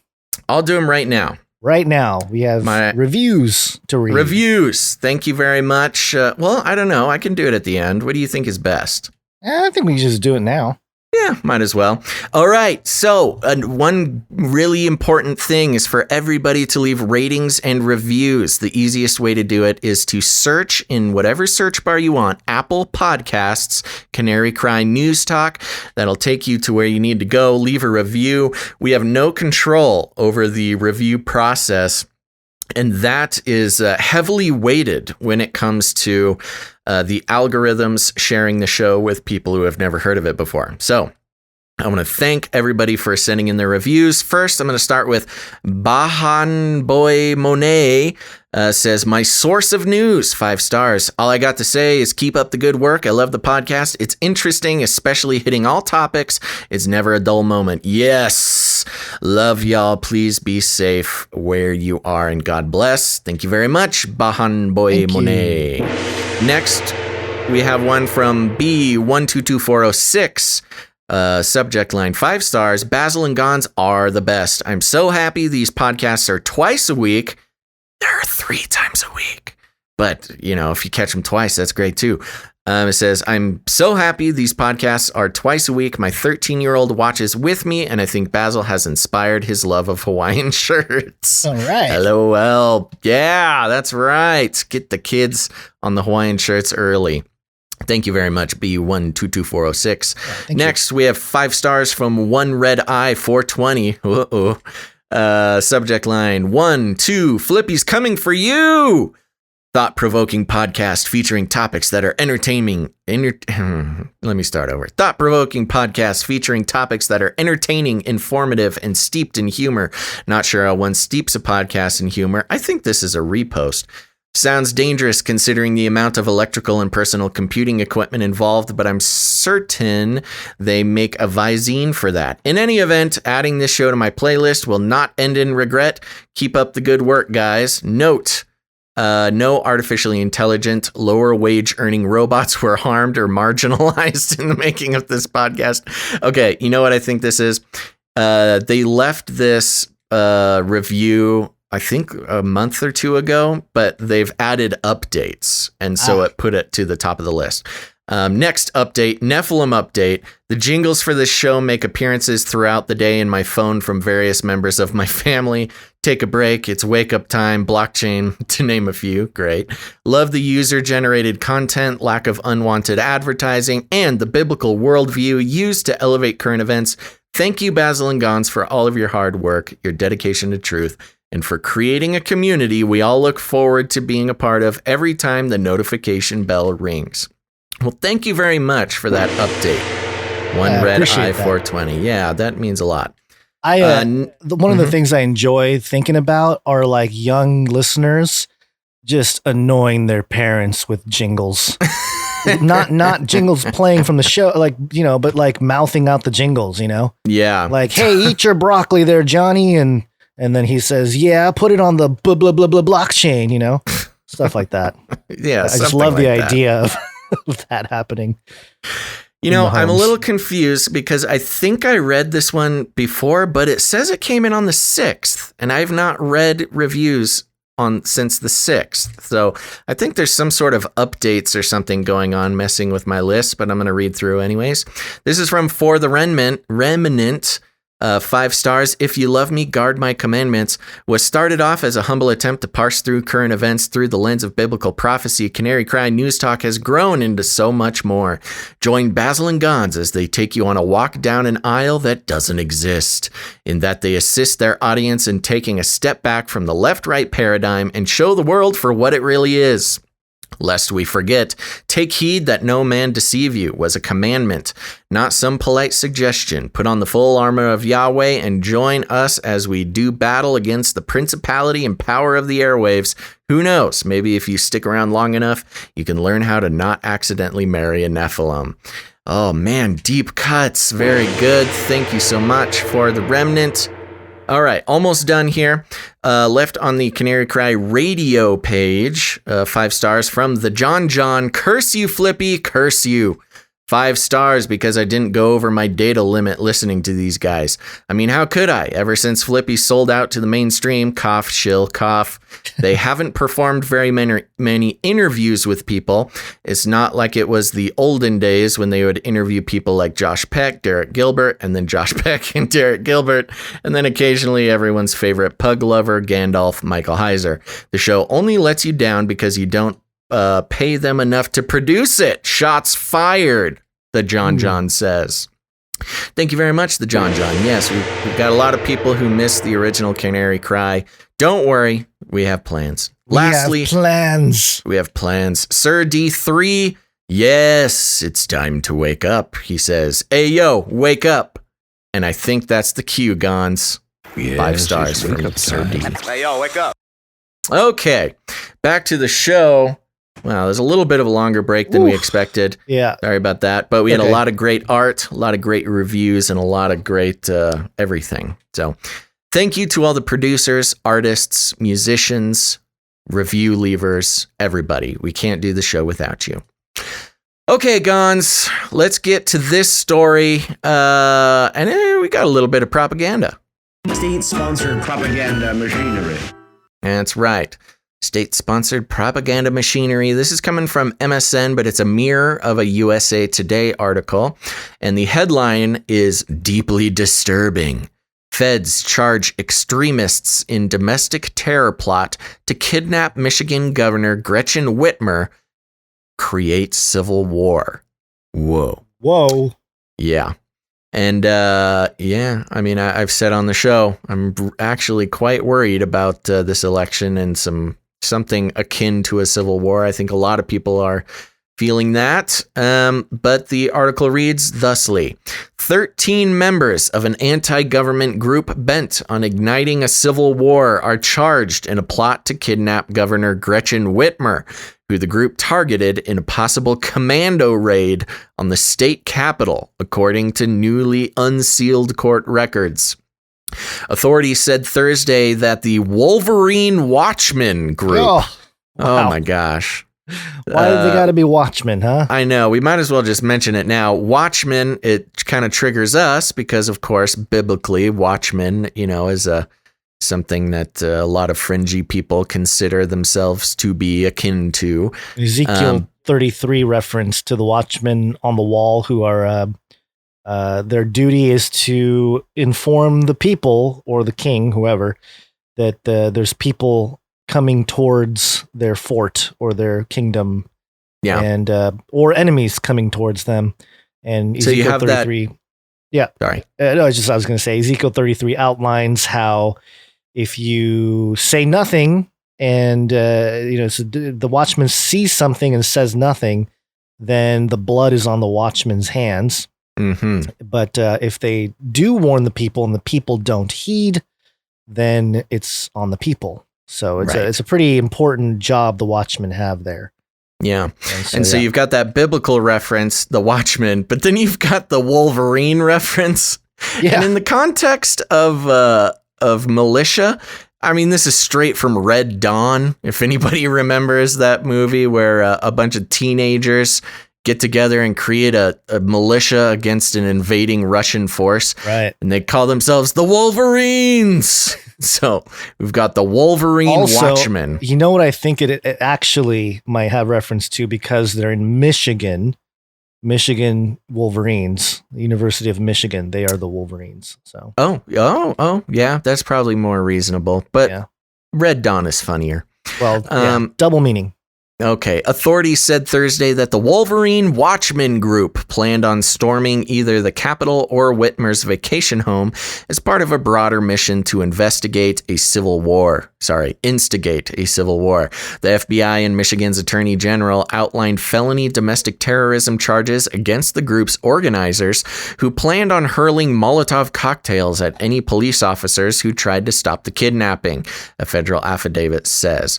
Weird how they mention that, because this is a militia, and I'm sure they would also shoot guns. And I'm not sure why specifically pointing out Molotov cocktails, except for rhetorically connecting that with the riots. I mean, Molotov cocktails obviously being the favored weapon of rioters. So I don't know. Maybe they're trying to draw a connection between rioters and these militia. I'm not sure. Because why wouldn't they just say, we will shoot at the police instead of using these weird rigged explosive devices? Yeah. Moving on. Terrorism charges against the group's organizers who planned on hurling Molotov cocktails at any police officers who tried to stop the kidnapping, a federal affidavit said. Members of the group bought weapons, conducted surveillance, and held training and planning meetings, but they were foiled in part, and here's the key, because the FBI infiltrated the group with informants, according to a criminal complaint. 6 were charged with federal kidnapping offenses, and at least 7 face state charges. Let's go a little bit further before we break that down, Guns. Attorney General Dana Nessel referred to the accused as extremists who are hoping to recruit new members by seizing on the moment of civil unrest to wreak havoc on the country. The FBI became aware in early 2020 through social media that a militia group was discussing the violent overthrow of certain governments and law enforcement components and, quote, agreed to take violent action. Again, that put a little pin in that one. Agreed to take violent action, according to a sworn affidavit. The organizers of the domestic terror plot talked about murdering tyrants or taking a sitting governor, according to the affidavit. The FBI monitored a meeting June 20th in Grand Rapids. The affidavit says discussions including using 200 men to storm the Capitol building in Lansing, kidnap hostages, including Whitmer, and try the governor for treason, according to the affidavit. The group met for field exercises and training this year and conducted surveillance of the governor's vacation home on at least 2 occasions in late August and September. The affidavit alleges the group purchased an 800,000-volt taser and night goggles for use in the kidnapping plot, according to court records. Members of the plot said they wanted to complete the kidnapping before the election November 3rd, according to the affidavit. Whitmer decried hatred and bigotry from her Capitol office Thursday, saying that President Donald Trump is complicit in what happened because he has not denounced right-wing hate groups. Yes, he has. I can send you a video, Whitmer. He has denounced right-wing hate groups for 4 years. But okay, I guess he can just lie. Whitmer thanked law enforcement for uncovering the case and said hopefully it will lead to convictions, bringing these sick and depraved men to justice. Prosecutors said violence isn't the answer to solving political differences. All of us can disagree about politics, blah, blah, blah, blah. Let's see. I'm going to jump around for time's sake. Oh, yeah, here we go. A couple of these things are important. Charged in the U.S. District Court in the Western District of Michigan are, there's all their names. Sorry, I'm just trying to jump to some new info here. What about the FBI used confidential more than a informants. dozen people from several states met in Dublin, Ohio on June 6th and talked about creating a society that followed the U.S. Bill of Rights. Imagine that, in which they could be self-sufficient. After that meeting, the militia group in Michigan was contacted.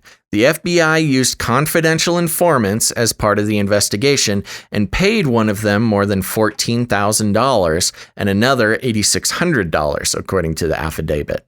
On July 18th, at a meeting in Ohio that was secretly recorded, Garbin allegedly suggested shooting up the governor's vacation home instead of trying to go to the Capitol in Lansing.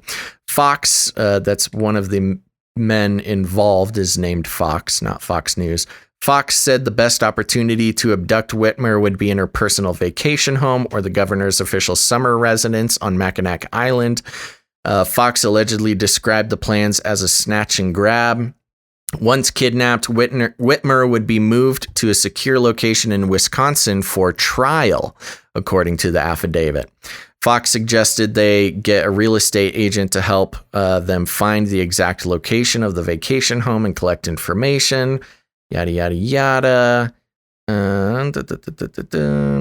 Fox suggested recruiting an engineer or information technology expert, a demo guy, and other operators. Jeez. He was really doing a real Nick Cage on this. Okay, here's an important detail. A meeting June 20th in the basement of Fox's business in Grand Rapids was accessed, quote, through a trap door hidden under a rug on the main floor. According to the affidavit, Fox collected all of the attendees' cell phones in a box and carried them upstairs to prevent any monitoring. According to the affidavit, but an FBI informant was wearing a hidden recording device. So you have FBI informants in the meeting wearing a recording device. At that meeting, participants discussed plans to attack the Capitol using Molotov cocktails to destroy police. The affidavit alleges, man, how many times does that get said in this whole thing? Plans include planning a bomb by a bridge to divert law enforcement. Then they name a whole bunch more people. Then they say how violence is bad some more. Yeah, there you go. I think that's most of the important details. Now, we've talked about before, and this was sort of elucidated for us through the No Agenda guys, Adam Curry and John C. Dvorak, but they had been tracking for years the FBI cycle. I think they call it a 6-week cycle. And just to review, about every 6 weeks, the FBI comes out with, oh, we caught another terrorist, or we caught, some sad teenager who was going to commit a murder or a school shooting or a bombing or something. And it's kind of like clockwork that this happens. And the theory posed as far as the 6-week cycle is that, the FBI needs to continue the image that they're constantly protecting America, and they need to keep funding and all sorts of things like that. And when you start reading all these stories that happen every 6 weeks, they always include the fact that basically they found some unstable person or some unstable group, infiltrated the group, and then actually steered the group or the person towards committing some acts. And actually the FBI will provide some tools for the people. Yeah. Resources. There's a lot of discussion about whether this is entrapment or whether this is, all sorts of weird stuff. Let me start out by saying, if indeed this group was planning on doing this, this is not very cool. And just so we can get ahead of it, we here denounce all the violence and white supremacy, and don't kidnap anybody. And I might sound sarcastic, but we're serious, but also I can't believe we have to say this, but apparently we do. So yeah, anyways, there you go, Gun. Sorry to ramble for so long, but what do you think? No, I mean, you pretty much touched on the main points there. Entrapment has to be in question, but I'm sure a lot of times these FBI guys, they try to do a decent job of only releasing certain information. If they're wearing wires, they'll only use parts of clips of what, will shape the narrative to make it seem like, oh yeah, we didn't lead them on at all. They came up with this and we were just there to help out. But, and that's what this Molotov cocktail thing, just for a quick note, they mentioned this Molotov cocktails like 3 times. It makes me wonder if their informant said it in the meeting so that they could quote it. Because that's also part of this. You get a confidential informant to sort of steer these meetings or make suggestions that could then be used against the group. Yeah, leading the witness. But yeah, I mean it's a pattern not just the No Agenda show has seen, but I mean I've talked about this multiple times with a guy who was a former listener of, or I guess still might be a listener of Canary Cry Radio and the Face Like the Sun YouTube channel, and he his ex-girlfriend, I think, had a son, and the son ended up being the guy that was put in jail recently for plotting to blow up the Oklahoma bridge. And his mother pleaded and said he's mentally unstable, and the police not the police, but the FBI basically helped him, get a van and explosives and all kinds of stuff that he's incapable of getting on his own. The FBI does, if not entirely, they are partially responsible for the radicalization of a lot of these people. Right. Because that's how they get their man. Future ex Mrs. Mecca Basil says in the chat, and I think this is a decent point, a true militia movement would calmly walk into the Capitol and peaceably perform citizens arrest. And I think that is a lot closer to what, these real, the actual sort of constitutional militias. That's what they do, because they know they have the rights to walk in and make a citizen's arrest. Right. And they'll probably be armed, but that's not against the law in most state capitals, or in many at least. And so that's what all this like secret planning sort of, kidnapping, revolutionary. That just doesn't seem like something a constitutional militia would be into. Not that I have a ton of experience, but at least the ones that I read about. Yeah. And if you want to get, really speculative here, it's possible that this was in some way a type of PR move for Governor Whitmer. Yes. She wasn't really too popular. And they hate her. Yeah, they hate her. So they hate her so much. So how could we gain sympathy from the people, your common citizen in Michigan? Well, right. Why don't we make it a political stunt? Yeah, make it seem like they were going to kidnap her, and poor Governor Whitmer was going to be kidnapped, but thankfully she wasn't. Yeah. And we love her. Yeah, now. That's always possible, man. I mean, you just don't know with these things. Shout out to New2Box in the chat, says Canada has no militia. We just sort of do whatever. Yeah, but you know what this sounds like? And this is a weird thing, man, and I'm going to go way out there. Are you ready to follow me way out there? Disclaimer way out there, okay. Disclaimer way out there. You take the Molotov cocktail comment. You take this secretive hiding in basements thing.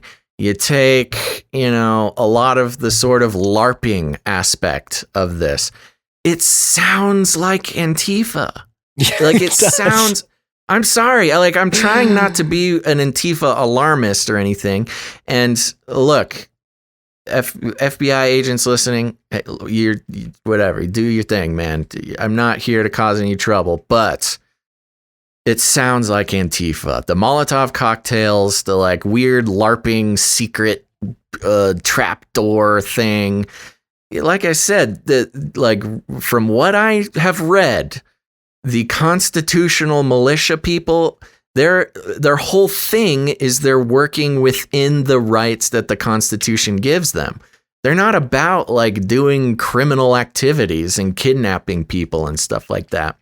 So maybe this you're sounds saying like Antifa posing, or maybe it's just getting reported as right. So that's what I was thinking. Maybe when you hear militia, you automatically assume it's a right wing, constitutional militia. Yeah. Let me see here. I wonder if they even actually mention right wing in here. I think they do. Or maybe not in this particular article. I'm like assuming they do, but I don't actually know if I read it. They didn't say right wing. Boom. It could be Antifa. They're not even saying it's right wing yet. No, they do. Sorry. The right wing hate group. Why is it not showing up in my search? Because you need a dash in between. Right dash wing. Whitmer decried hate, but this is saying Whitmer decried hatred and bigotry from Capitol Office Thursday, saying the President Donald Trump is complicit with the right wing hate group. That's the only time it's mentioned. They don't claim that this was a right wing militia. Oh my gosh. Wait, but there's another article by AFP here I'm just going to click on it. Yeah. Michigan plot, U.S. right-wing militias are a growing threat. But do they say that this militia was a right-wing militia? Look, it very could be true. I don't know. It's not impossible that it would be a right-wing militia. But in this article, they do not call the militia right-wing. All they do is they say that Whitmer didn't... they just mentioned Trump has not denounced right-wing hate groups, which he has multiple times. Yeah, they have mugshots of the individuals here. 9 of them anyway. Do they look like Antifa or do they look like... to be dead honest, they look like a bunch of deep fakes. Where is it? Send me a link. Where are you seeing this? I just clicked on the link below. I'll throw it in the doc underneath here. Yeah, I'll get it from the doc. It's on the next page. This is just weird, man. It's just fishy. The reporting of it is weird. The obsession with Molotov cocktails is weird. They do look like deep fakes. That is weird. They look like deep fakes meant to look like neo-Nazis, I think. Yeah, I don't know. Are these guys all related? They look like they're brothers. What the heck? I don't know. I don't know what's going on. Yeah, I don't know. It's shady. The whole thing's shady. And you just never know with these things. But yeah, it was, it's all political staging, They're just trying to get people.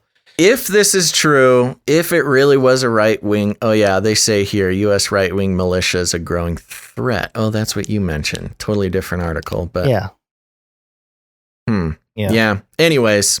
If it's a right wing, if it's anybody, I don't even care if it's right wing or left wing. It sounds Antifa-ish to me, but maybe these fellas were just out of ideas and they just took the playbooks from Antifa and whoever. Wolverine Watchman. Sounds like a Antifa trying to invent a right wing militia, honestly. It does. It does. I don't know. There you go. I don't know what else there is to say about this. It's fishy. There's a lot of different angles. If it's true, I'm glad that it didn't happen because I really don't want a civil war to break out. It's clear that this is a NSA-style hybrid war psyops. I think it's a Wolverine Watchman. Wolverine Watchman. All right. A couple more quick stories. We won't spend a whole lot of time on it because we're running out of time. But this one is AI COVID. Artificial intelligence. COVID.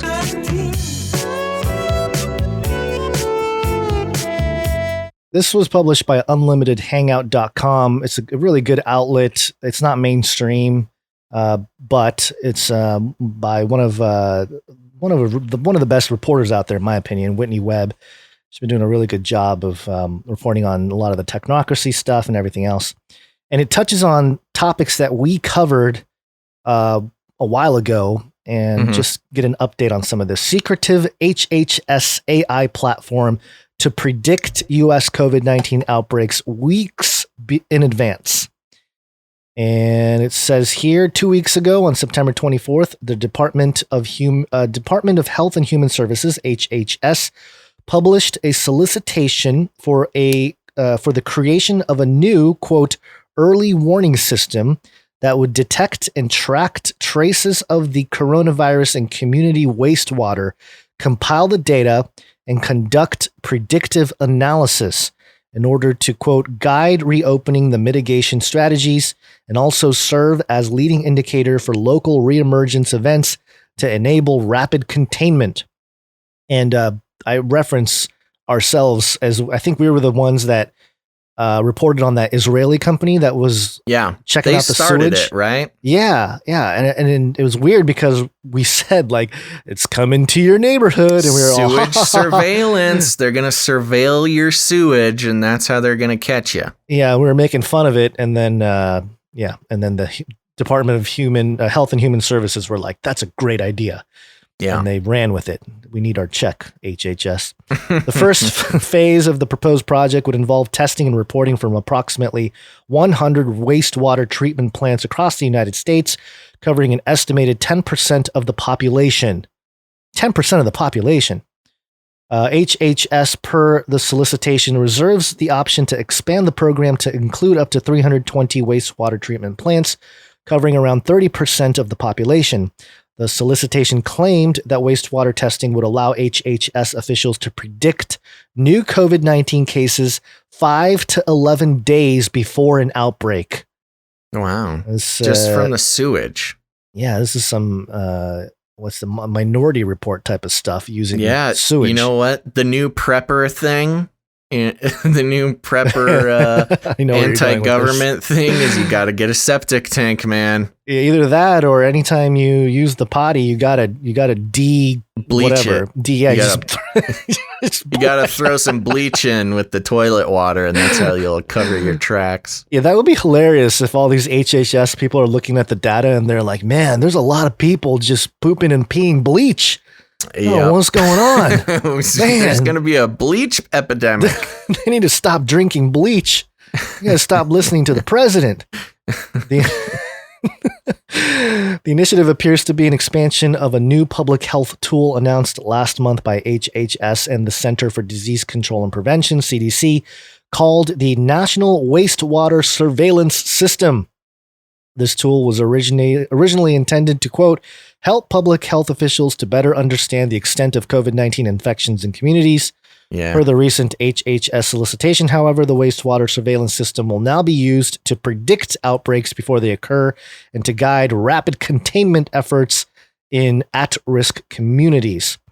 A couple more paragraphs here. At the core of this new early warning system based on wastewater surveillance is a secretive data platform that HHS launched earlier this year called HHS Protect. Okay. HHS describes Protect as, quote, a secure platform for authentication, amalgamation, and sharing of healthcare information. Oh, great. We're going to share the sewage data now. Yeah, that combines, quote, more than 200 disparate data sources from federal, state, and local governments, as well as the private healthcare industry. I do want to get ahead of this, Gons. Don't put bleach down your toilet, especially especially if you have a septic tank. I think we do. Septic tank for sure. Yeah, but you can really cause some explosions, and it'll destroy your septic tank. And it's also bad for the fish. Don't put bleach in your toilet. At least not a lot of it. So what's going on when I'm like cleaning out my toilet then with the brush and the thing that turns blue? And I don't know, but don't use bleach. Okay.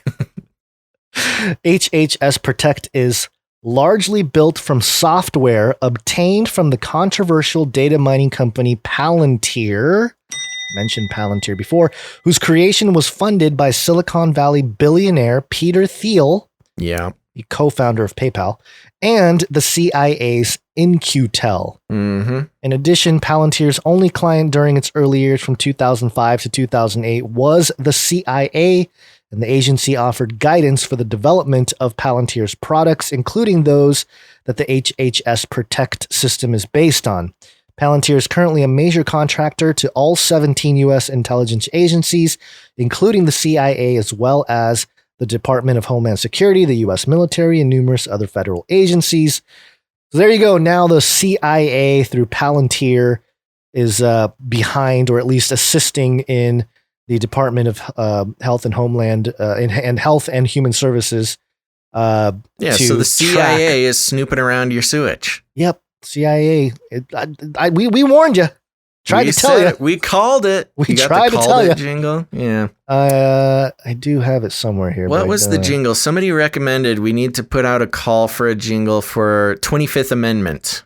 Yeah. That's the next call. So there's going to be a lot of 25th Amendment talk in the next month or two. So jingle makers, get on it. Thank you. And this is what I was trying to find here. Called it. Because we totally called this one. You thought I was joking around, reporting on all the sewage surveillance stuff, and here we are. The CIA is now involved. That's right. The toilet flush sound effect was not for nothing. We were on it. We were on it way before anybody. So Whitney Webb goes into more detail here on a lot of things, and it's a good article, so do check it out. Smart sewers, Biobot and smart sewers. And another part about the biosurveillance state.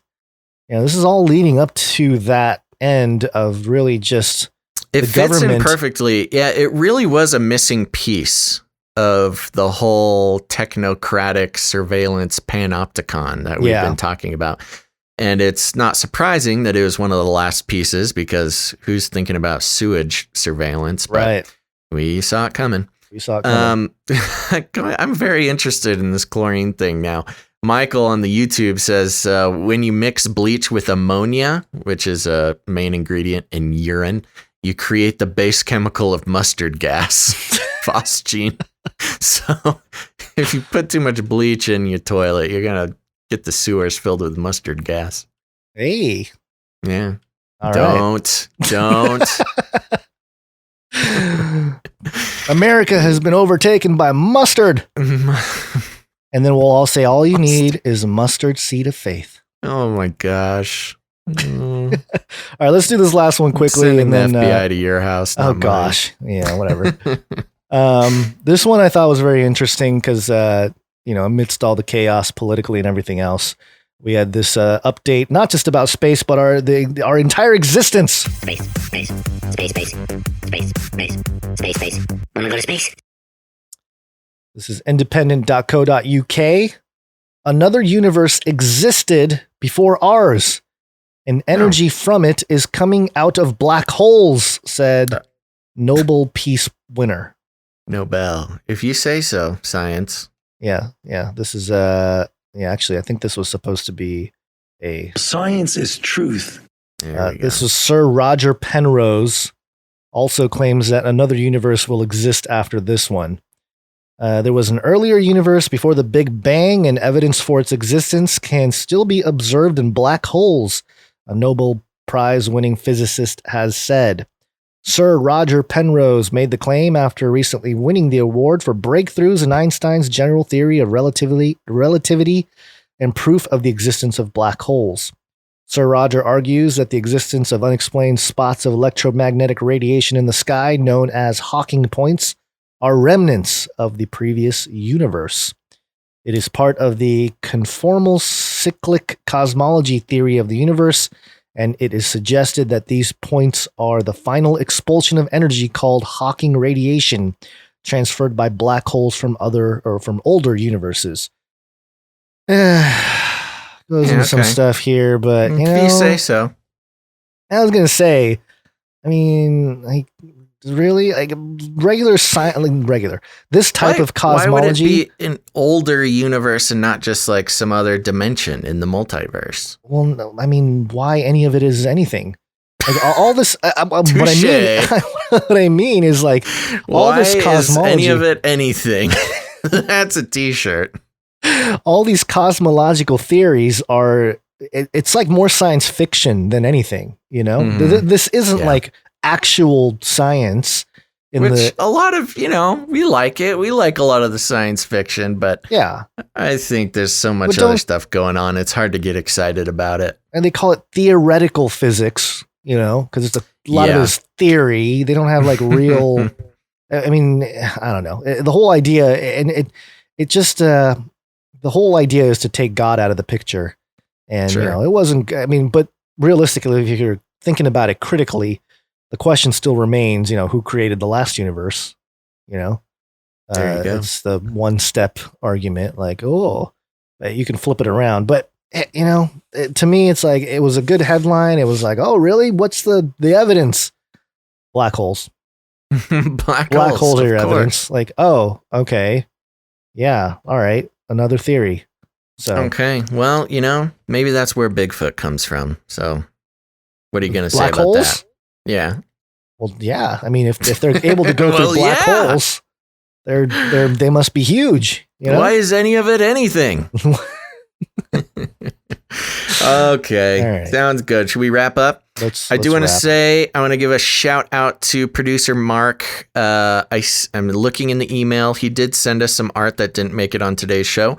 So we'll put that on Wednesday's show. Sorry we missed it. But that's great. We got a head start on Monday's show.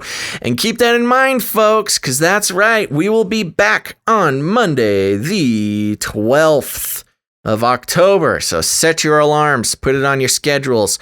Monday the 12th, sometime between noon and 3 p.m. Pacific Standard Time. Yes. Yeah. It was so make sure to... It was a good one, too. I know you're having a moment over there. It's good. It's okay. Sorry, we'll get it on the next show. On Monday the 12th, make sure to tune in. Make sure to turn on notifications. Yada, yada, yada. Like, subscribe, all that fun stuff. Very important that you do that. Really weird. The numbers eventually got up to kind of normal today. But yeah, notifications really went out late. I saw a lot of people coming in complaining that they got their notification like an hour late or something. So there you go. Follow us on multiple places. Turn on notifications. Remember, we need producers for Monday's show. I was looking here. Sometimes we get people coming in during the show. Nobody today, though. So we'll need producers for Monday. Remember to head to patreon.com/CCNT. It's patreon.com/CCNT. Become a producer. We're on the value for value model. As I always say, becoming a producer of this show is not just helping us out, not just helping everybody else out who wants the show to happen, but it's investing in your own media future. It's breaking away from the mind control of advertising that are just trying to get guys like Gonz and I to consider you cattle to be loaded up and shipped off to some corporation so we can make a buck. And that's not the right way to do it. We're leading the rebellion against advertising, and we need you guys to hop on that with us. So please consider. Now is your time. Now is your moment. Look inside. Listen to the spirit. If you have been thinking about becoming a producer, please consider it for Monday's show.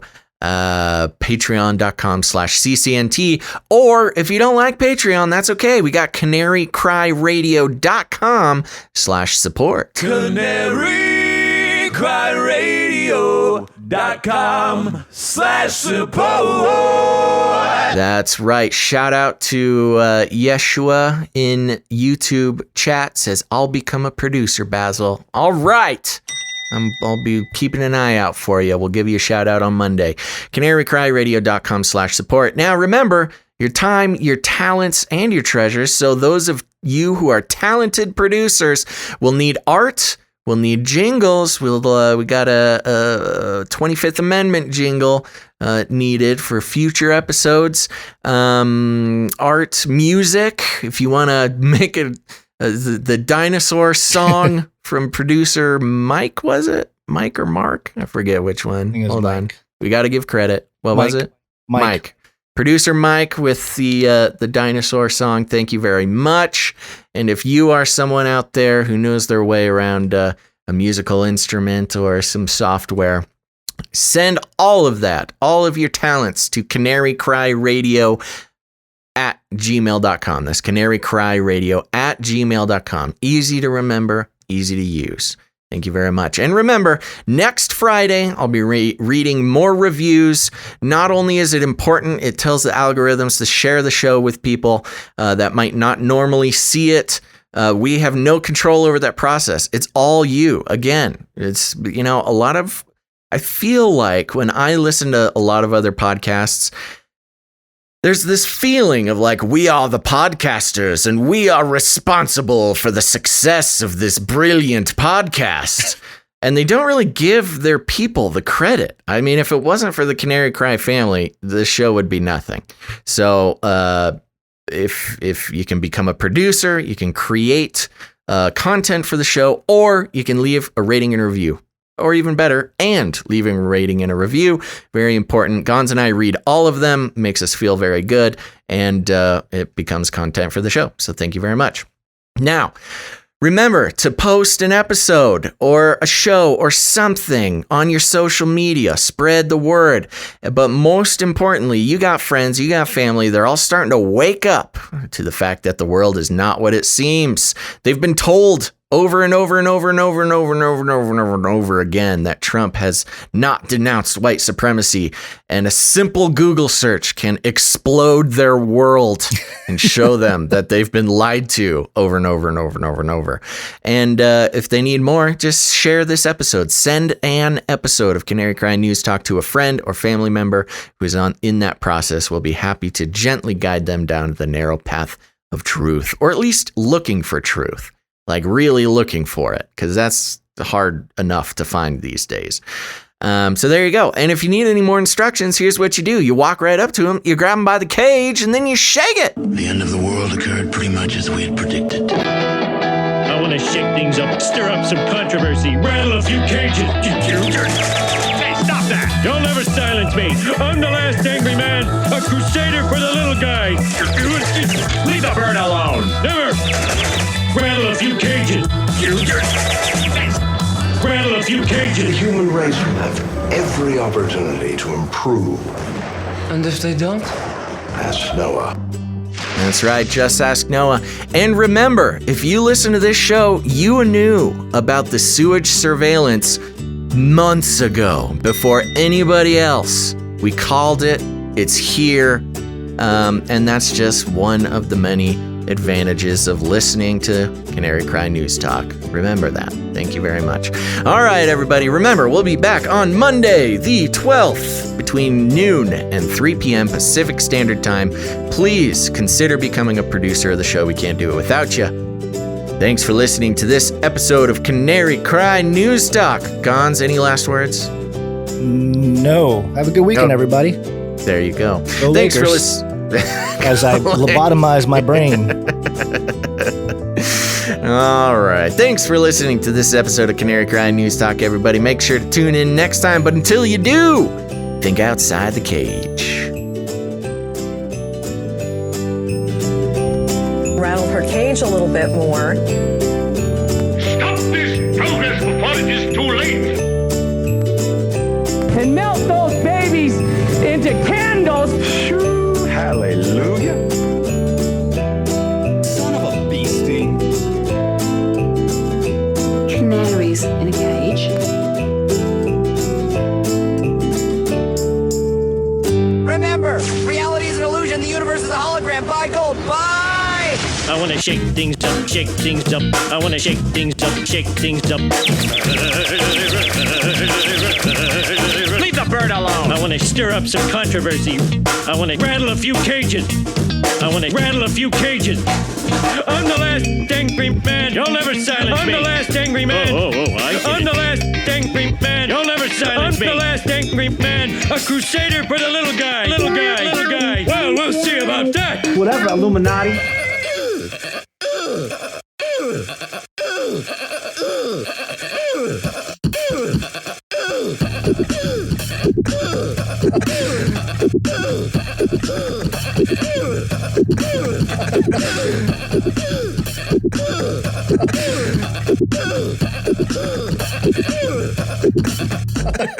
Fun fact, I believe it was another fun fact.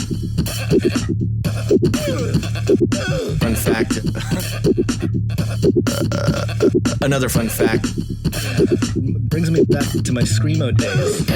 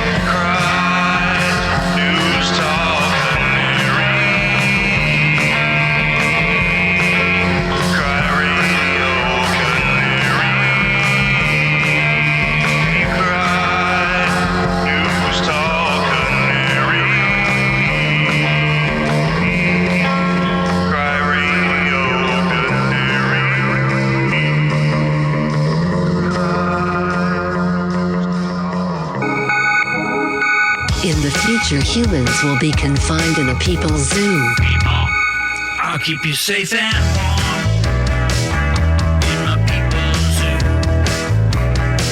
I'll keep you safe and warm now in my people's zoo. You, yeah, you in my people's zoo. I'll keep the cameras on.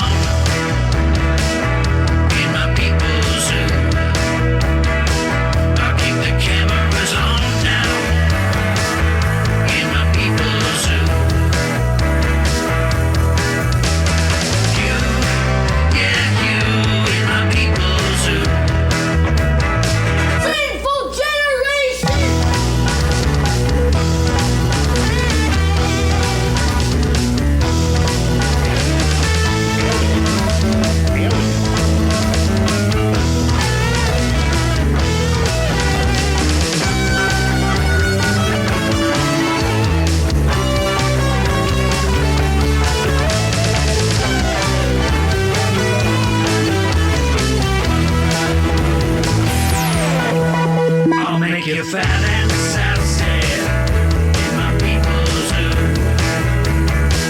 I'll make you fat and sassy in my people's zoo. You, yeah, you, yeah, you, in my people's zoo.